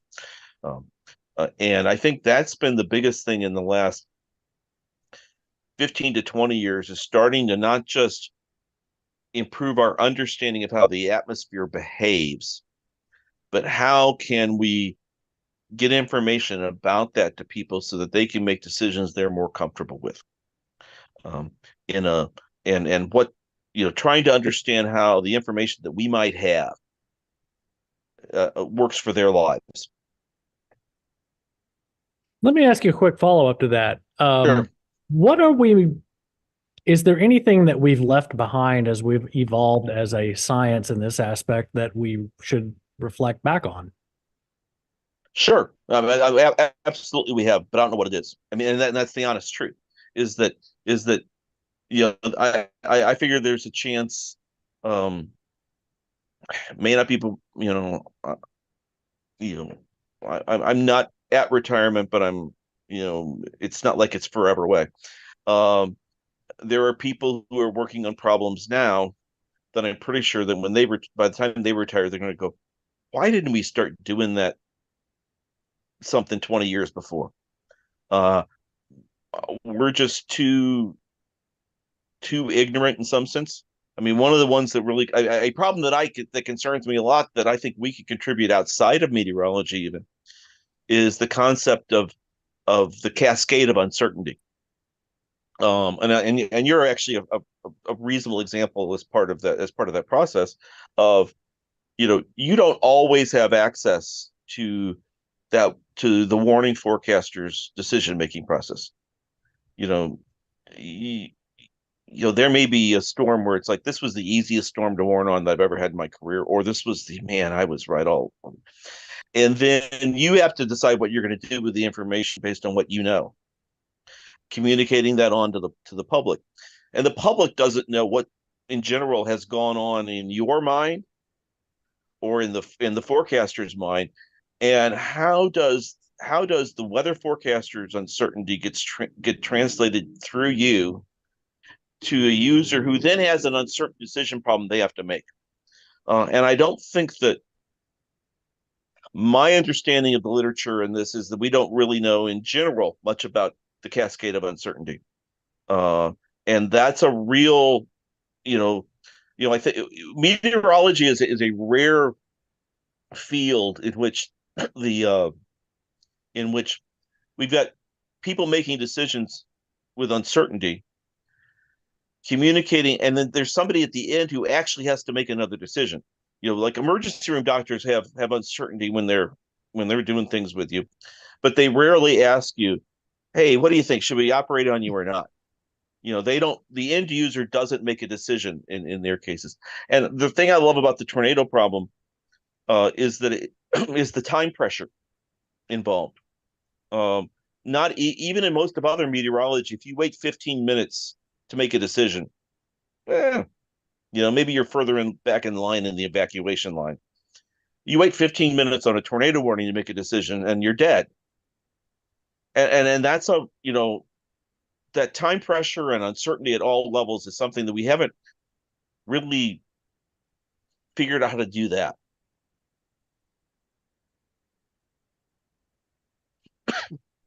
Dr. Neal, you had a comment there that was what Harold was talking about just made me think about this podcast that I had heard from Roger Cook about what he refers to as the confidence trap. If you haven't heard anything from him, it's pretty cool. I think his background is like game theory or something. And he's basically just talking about, if you have like a 6-sided die or whatever, what are the odds you're going to roll a 6, one roll, and then you keep doing that. But then when you add them all together, all of a sudden the probability is a lot different. So when you think about compounding uncertainty, it gets big really quick. I don't know how you convey that information to someone to make like a binary decision. Well, and I think that's one of the issues is how, that's a really fundamental research problem of how can we do everything we do in a way that end user decision maker is comfortable with the decision they make. And I think it's a huge problem, but I think it's actually one that we in the weather community we at least have the raw problem that can help that in all kinds of decision making. That because the problem crops up in other areas, but that we have these things where we make decisions so often and provide so much possible data coming in that I think from the decision science side of me, meteorology has got to be one of the great opportunities to actually study this. I mean, they do a lot of things with medical, police officers shooting things, all these kinds of decision-making process. But boy, we have such a rich level of how does the forecaster, how does that communicator, how does the end user make a decision? We generate millions of these things every day. We just got to figure out how to learn something from it. So, yeah, Harold, I think there's a fine line in how it's not even that fine, I guess, that you're trying to communicate this without resulting in the end user hearing it as ambiguity. And there's a whole pile of research on personal decision making, protective action decision making, and and all of it points to ambiguity being bad and resulting in delay and milling, and it's something has to be avoided. Okay, so it's for the older crowd, the person who first identified ambiguity in decision making was a gentleman by the name of Daniel Ellsberg, while he was working at the Pentagon, and working on the problem of how do we make sure that the Russians don't decide to strike first.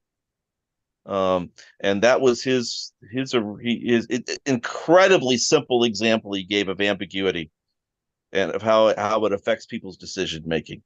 And yeah, it's a really hard thing to know, to have an idea of how to do this, and to give you advice about how you should be handling it. It's difficult. Hey, Harold, when in your career did you decide that behavioral science has to be integrated with physical science? When did it hit you?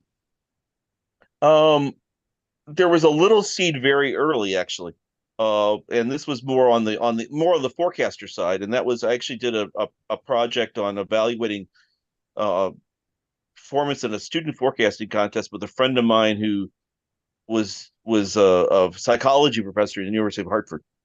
And we actually looked at how people responded to different forecasts.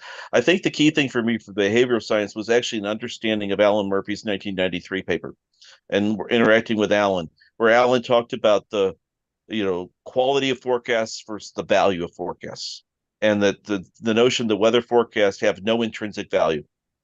They acquire value by being used, and that inherently involves human decision making.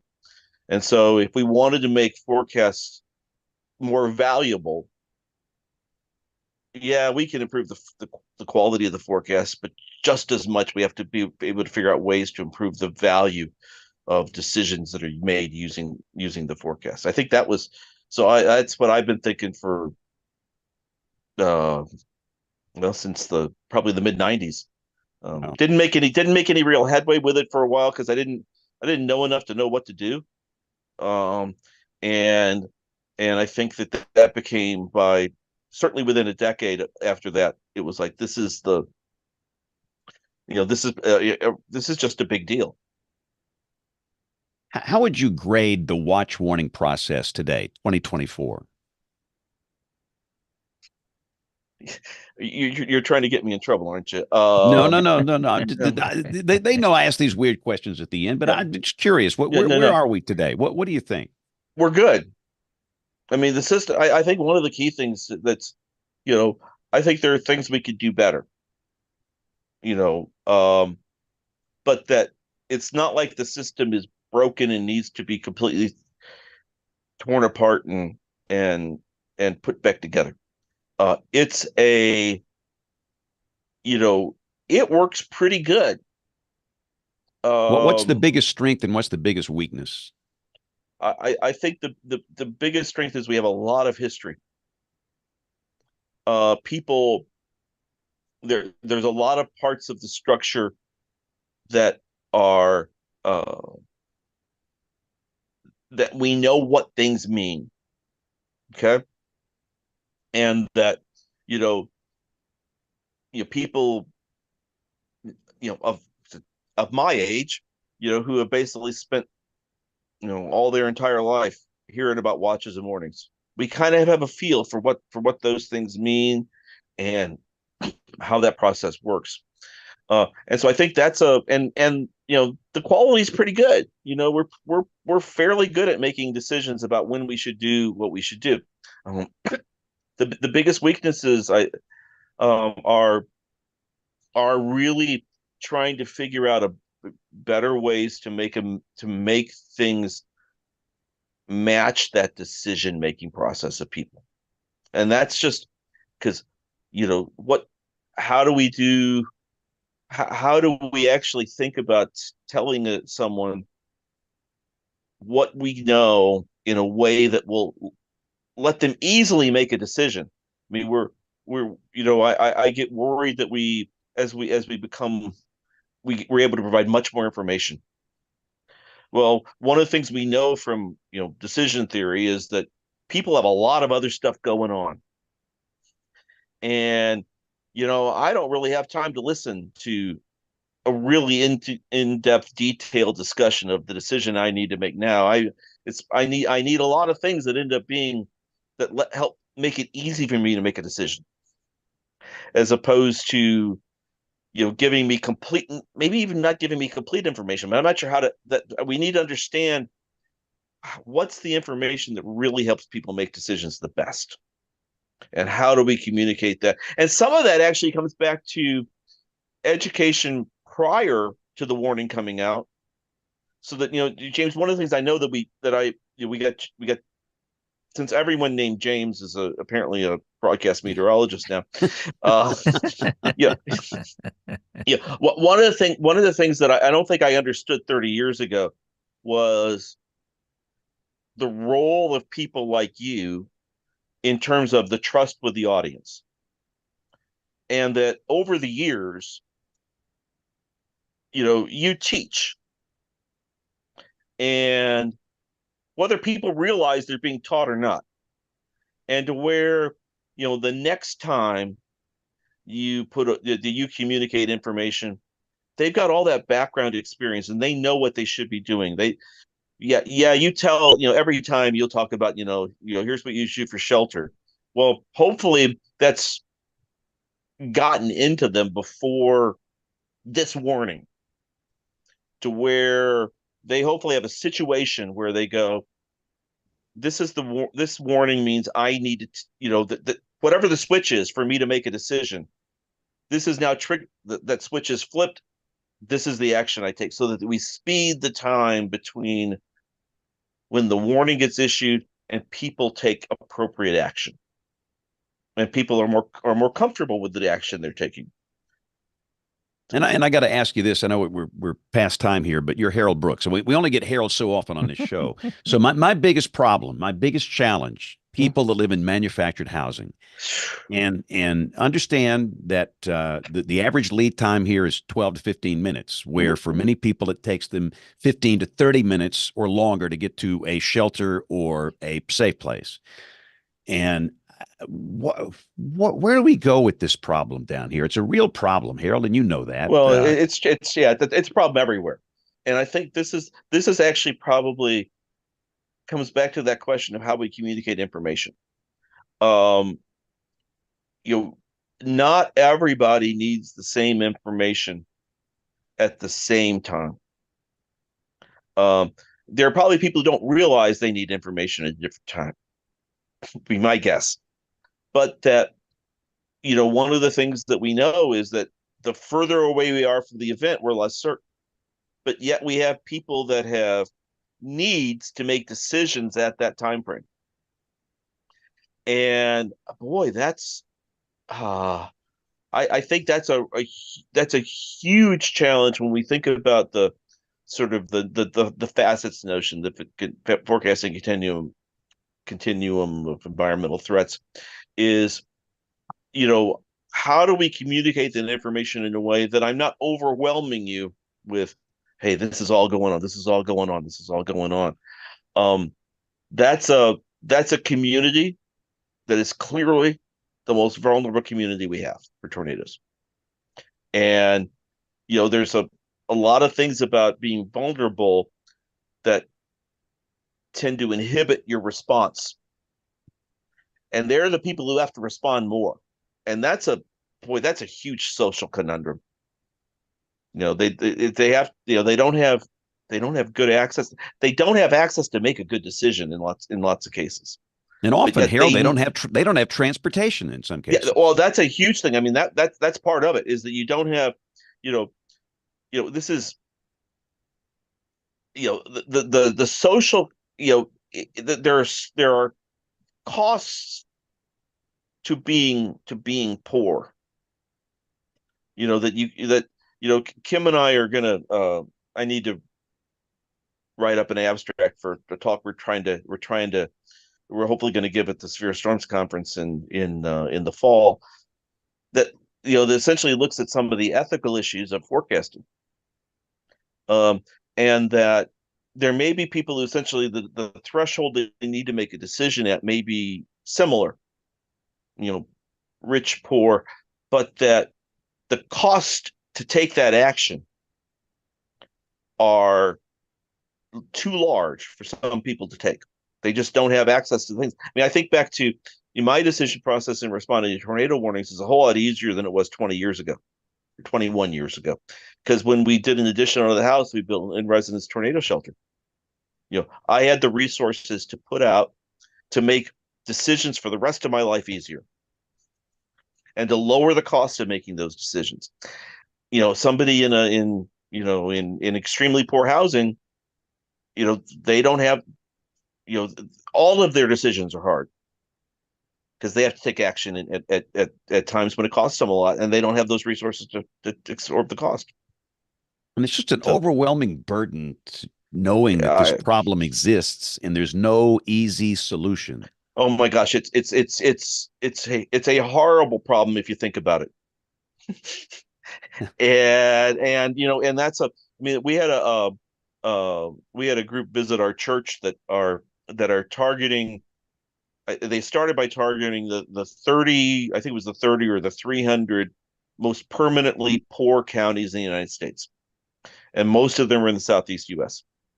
And their headquarters, or one of their major offices is they had an office in Rolling Fork, and the guy who's in charge of it grew up 2 counties north of Rolling Fork as a very poor person. And he goes, and he says, you look at it and you're kind of going, how do we, the scope of having to help fix, the scope of what it takes to fix the problem is huge. And Dr. Brooks, we had a tornado warning in the edge of our DMA, so we were on with it last Thursday night, and trying to communicate a slow-moving supercell with a wall cloud, thankfully no tornado, but to call out mobile home residents or manufactured home residents further ahead and say, this is the time you need to be getting to a better shelter. If you need a ride, you've got 25 minutes or 30 minutes while you're in a single family house, you're sheltering in place, you've got some time to watch and wait.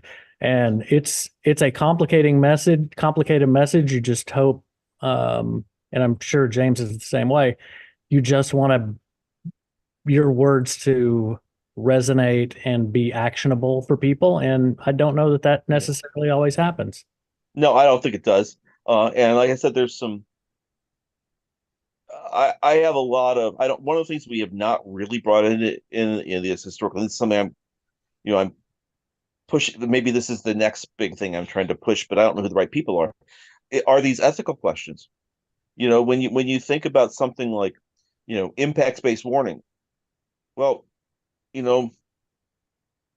there's a lot of ethical questions that come up with that. And I've been part of a WMO group that's been looking at, warnings around the world. And this would be, I don't know, what we would think of more on the watch scale kind of communication, but that, boy, the everywhere on the planet, the vulnerable people have to make decisions earlier and at a lower threshold, and they are the most likely to lose everything.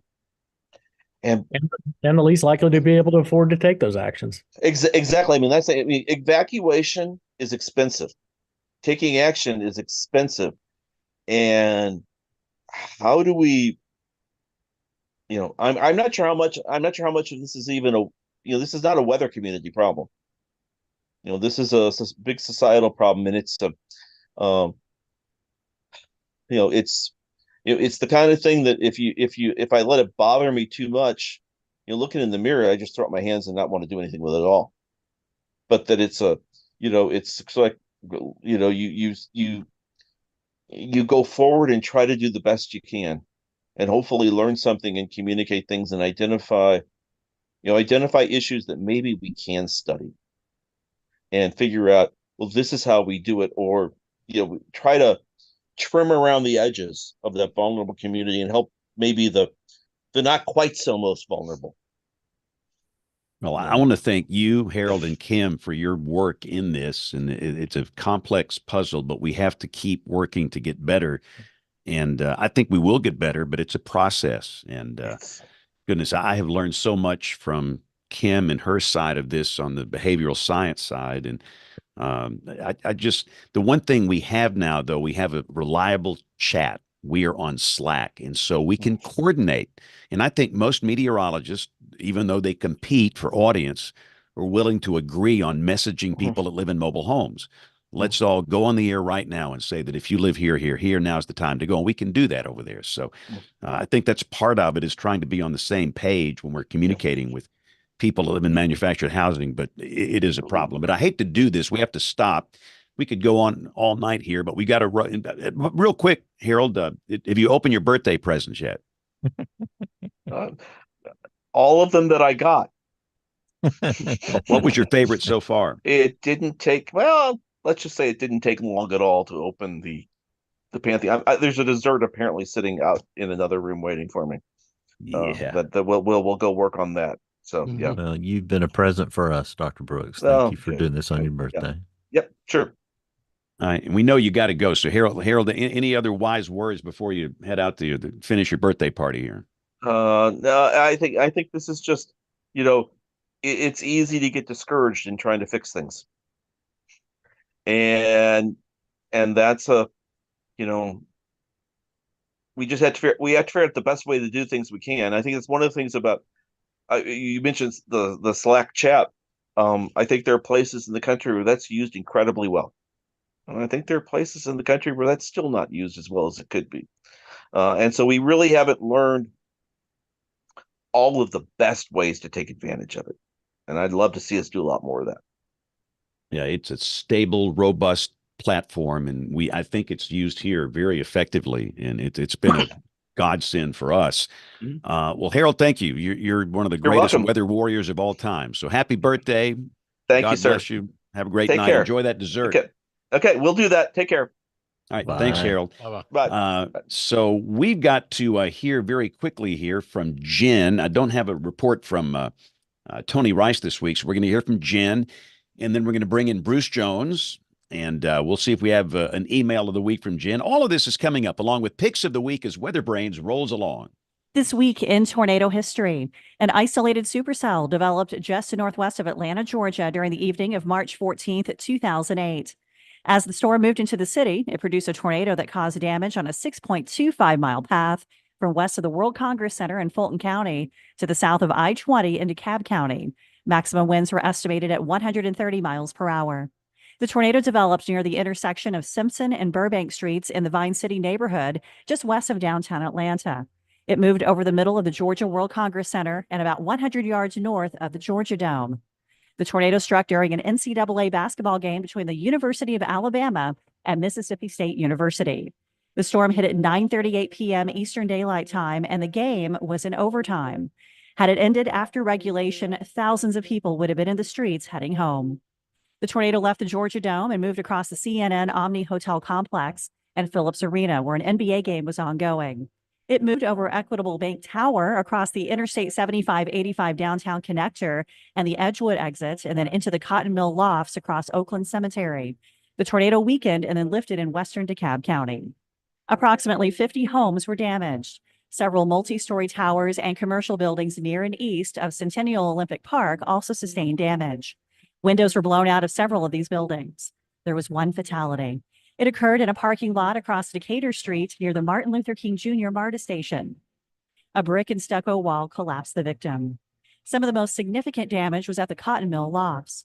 The roof was blown off and exterior walls on the top or fourth floors were blown inward. 2 sections of the fourth floor collapsed all the way into the basement of the building, trapping several people. Read our summary of this event and hundreds more on our website, tornadotalk.com. Join the American Meteorological Society's Weather Band at amsweatherband.org to connect with weather enthusiasts all over the world, plus 10,000 plus members of the AMS.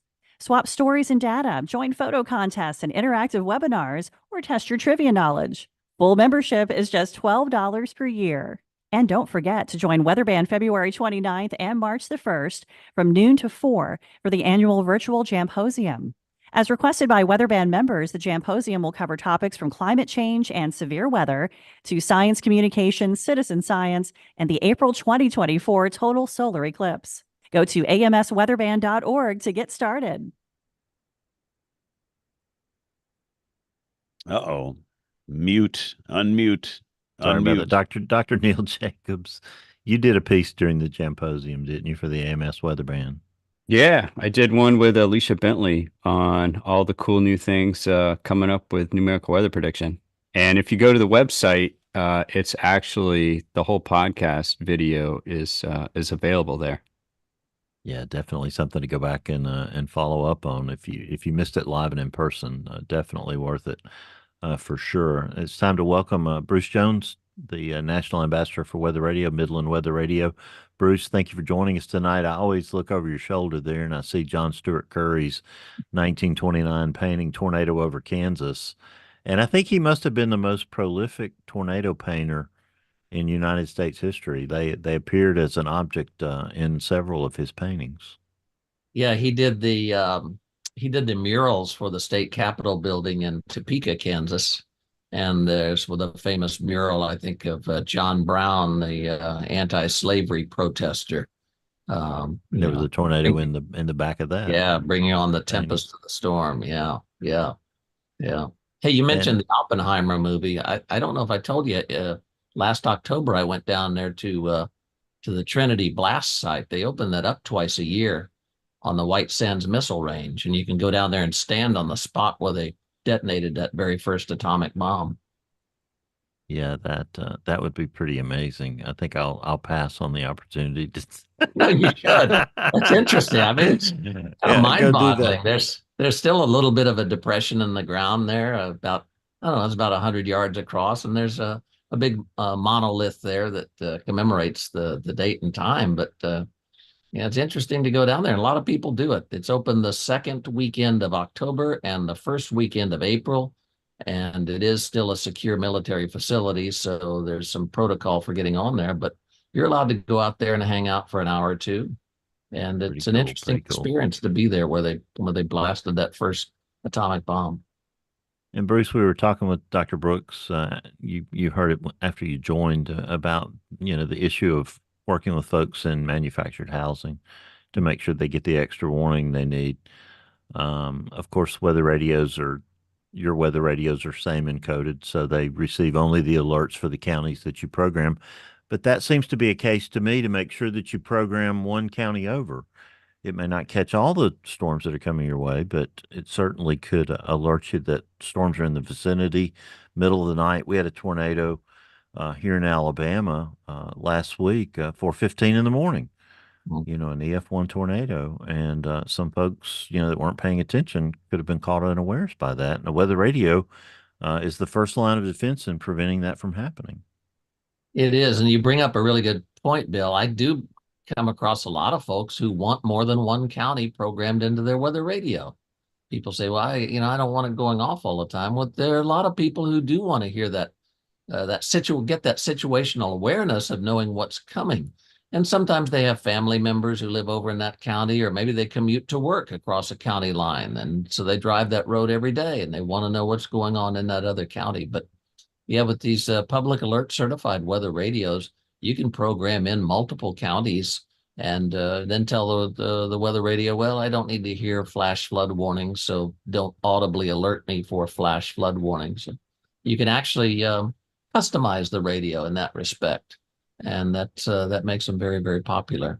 But again, for anyone who lives in a mobile home, I would hope and pray that you have a NOAA weather radio in your mobile home so that you can get those warnings as soon as they're issued, the very second that they come out, and give yourself that extra time to get to shelter, adequate shelter.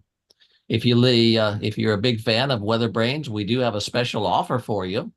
If you go to midlandusa.com, you can actually get 25% off on the purchase of a weather radio or any weather radio products or accessories. You use the promo code SPAN25. That's SPANN 25. SPAN25 is the promo code that gets you 25% off when you order at midlandusa.com. And these radios, the one we're talking about, that white one there, the desktop radio, that's the one is public alert certified. So it meets standards from the Consumer Technology Association to be a true life-saving device. And these belong in every single home in America. And I've said that for many, many years. So if you don't have one yet, why don't you make 2024 the year that you get one and put it to use? Most of the year they sit there silent, just like a smoke detector, but they're always working. They're always silently listening to a broadcast that comes from the National Weather Service. And should the National Weather Service need to alert you in your county, they will send an alert tone into this radio and it will automatically come on just like your smoke detectors do. So the promo code is SPAN25, SPANN25 is the promo code. And you use that promo code when you order weather radios from midlandusa.com. And we should mention, Bruce, that also the Weather Service offices do provide a test on a regular basis to be sure it's working properly. Yes, sir. It's a silent weekly test now.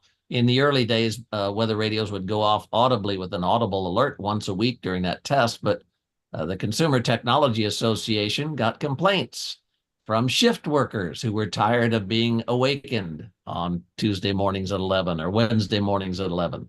So by default now, by the public alert specifications, the required weekly test is silent. The radio will light up. The message required weekly test scrolls across the radio screen, but it is a silent weekly test. And again, it's every home in the country needs one. Every business in the country needs one. And if you have one, you can help us by spreading the word about it and also about this great offer. So again, it's critical. And listen, your phones are important. They serve a big part in the warning process, but I've seen it over and over and over during a tornado emergency, Bruce, where cell phone service stops. And I think that's one misconception I've heard people, they believe that weather radio is tied into the cell network, and that's just not true. No, and we had that AT&T outage. Was that last week or the week before? Yeah. And, the Cookeville tornado outside of Nashville, Tennessee in 2020, we had a cell phone tower fail, 2 of them actually. So folks went to bed thinking that their cell phone was going to wake them up, and it didn't happen with cell phones. But yeah, folks with weather radios got that tornado warning 11 minutes before that tornado entered Cookeville. Absolutely. Well, it's an important, and Bruce, thanks for coming on the show. And what we got to do real quick, we got to peek into the email inbox, and just maybe there's an email of the week in there somewhere.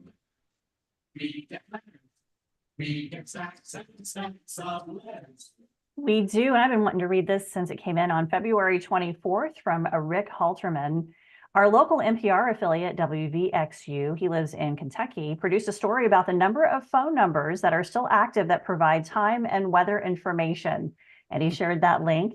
And the number of services and the usage they get seems surprising. There is speculation in the story that the reason people call is nostalgia, but I have to wonder if the reason is because folks just want to get their information from a person that does not sound like Stephen Hawking or live inside an app. And I will say I do a weather phone in Versailles, Missouri, For the time, temperature, and forecast anytime, call the KS95 weather phone at 378-2121. So people do still use them, and I think you're right, Rick. I think they do want to hear a real voice.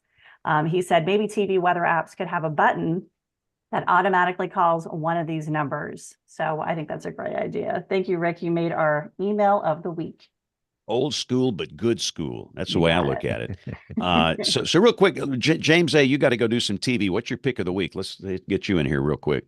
Yeah, this is kind of nuts and would make an excellent movie. But apparently, thank you, Troy, for elaborating on this just a little bit too. But some farmers, ranchers tried to doctor co-op sites, basically obstructing rainfall from getting into gauges in order to commit insurance fraud. And in part of this whole 4-person conspiracy theory, one of them ended up dead. Ooh, wow. Originally, what I thought was interesting, James, was that originally the media had reported this as being ASOS stations, or like our airport stations, and AWOS stations. Folks, that was not the case. And the CBS News, I'll name them, used a picture of a ASOS sensor array. Well, folks, this was all co-op, is my understanding from a pretty reliable source at the Weather Service today, was these were all co-op stations. And that really worries me because there's quite a bit of history with that. And if you saw a picture in there, you actually saw where they epoxied basically a rain gauge, a standard rain gauge, where it would take no rainfall. So, wow. Pretty fascinating stuff. It's a strange world we live in these days. It is. All right, Neil, give us a good pick of the week. I was going to say, when I was in grad school, one of my jobs was to go out and check the NC EcoNet whenever we would have an outage, and it was almost always like a goat or something that ate through the wires.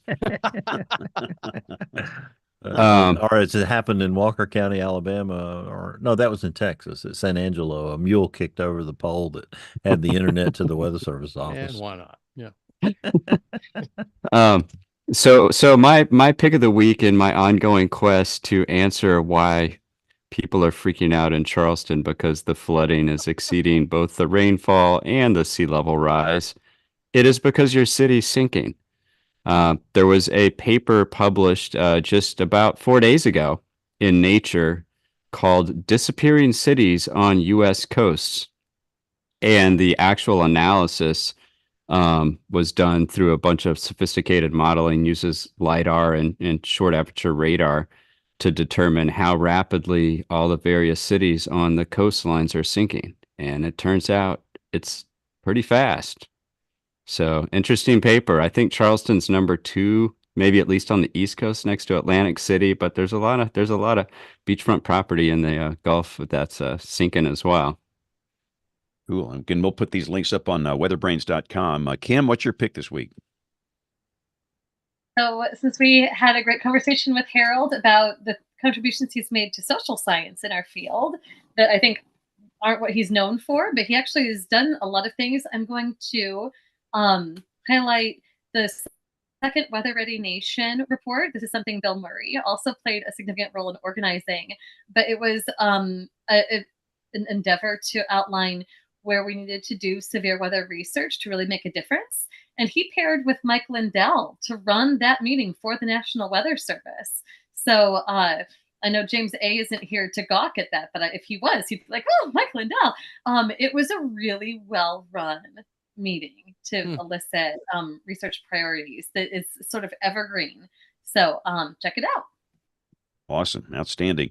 My pick, it's some photographs a pilot sent me. He was about 37,000 feet over Florida, and it was an amazing case of St. Elmo's fire on the windshield of the cockpit. And if you've not seen that before, it's just fascinating. It was basically plasma, and it's kind of lightning that sits there for a while, and a really fascinating effect. And I thought those were just too cool. So that'll be my pick of the week. Troy Kimmel, give us a good pick. Go. If I saw lightning on my windshield, I would take the foghorn. Go. Hit the foghorn. All right. So I was not expecting that. But Okay. there we go. There you go. I love the lovely tones of that foghorn. Jen, give us a pick. Go. So our listener, James Lewis, wrote in and threw a pick our way, and I grabbed it. And it's the National Hurricane Center report on Hurricane Otis from October of last year, Cat 5 near Acapulco, and it's the full report. So very good. Thank you, James, for sending that in. Excellent. Bruce Jones, what's your pick of the week? Well, as we record this program, it's March 11th, and March 13 will be another anniversary of the Heston, Kansas tornado from March 13 of 1990. It was interesting because just north of Heston, as that first tornado began to rope out, it merged with a secondary tornado, and both of those ended up being F5 tornadoes, the Heston tornado and then the Gossel tornado.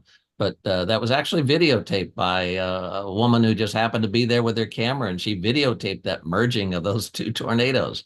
And that was rather historic to see. So I'll send out a link to National Weather Service Wichita. They've got a good report on the Heston, Kansas tornado of March 13, 1990. Wow, it's good. I can't believe 1990 is so far back now. I just believe it was yesterday. I mean, 30-something years. That's crazy. All right, and Bill Murray, I know you wanted to talk quickly about that SEC basketball tournament tornado that Jen had mentioned in her audio. That was a pretty crazy night, and I know we're past the top of the hour here, but the bottom line is I wound up doing wall-to-wall weather on the University of Alabama Sports Network for about 15 minutes. They had no clue what was going on. Nobody knew anything. The coaches didn't know. The the TV people, the radio people didn't know. And I think what that did, that started a process where, in my opinion, the SEC has gone from worst to first when it comes to weather safety. And I just that was a very odd night. I got a call from the producer of the Alabama network, who's a friend of mine, and I just stayed on the air with him because it was a very odd situation. But Bill Murray, that was a miracle shot that sent that thing into overtime. Yeah, thank goodness. I was watching those storms from Dallas. I was sick in a hotel room and working on the blog. Because, once the storms got out of Alabama, we weren't as concerned about them, but you quickly saw that they were going into Atlanta. And of course, at the same time, I was watching the SEC basketball tournament and put two and two together. And, it was a crazy, crazy night. Could have been even worse than it was. But I think you're right, James. We had the commissioner on a few months ago, and I think they really have done a much better job, much more serious about weather and their athletes and spectators, and I'm glad of that. All right, well, go Bill. What's your pick? Yeah, my pick of the week is I still get a lot of joy out of going to the mailbox, like I did when I was a kid, to get my WeatherWise magazine, and that's my pick. This edition that just came out today that I received, the March and April edition, has all the weather highlights from 2023 in the United States. So I'm excited to read that after the show here in just a little bit. Thanks to Harold Brooks for being on tonight. Meteorologist Lorena Lim will join us next week. Then we've got two shows on the super outbreak. Jen, you want to talk about those for a second? Yeah, the first one will be focused on the meteorology aspect. We have Dr. Greg Forbes. We have Ken Graham's going to come join us as well. I'm blanking out here.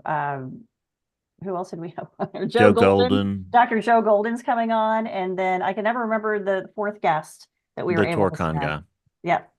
Thank you. And then that will be March 25th. And then on April 1st, right before the anniversary, we're going to have some survivor stories. And I was able to get Catherine Wilson, who is the director of the Greene County Historical Society in Greene County, Ohio.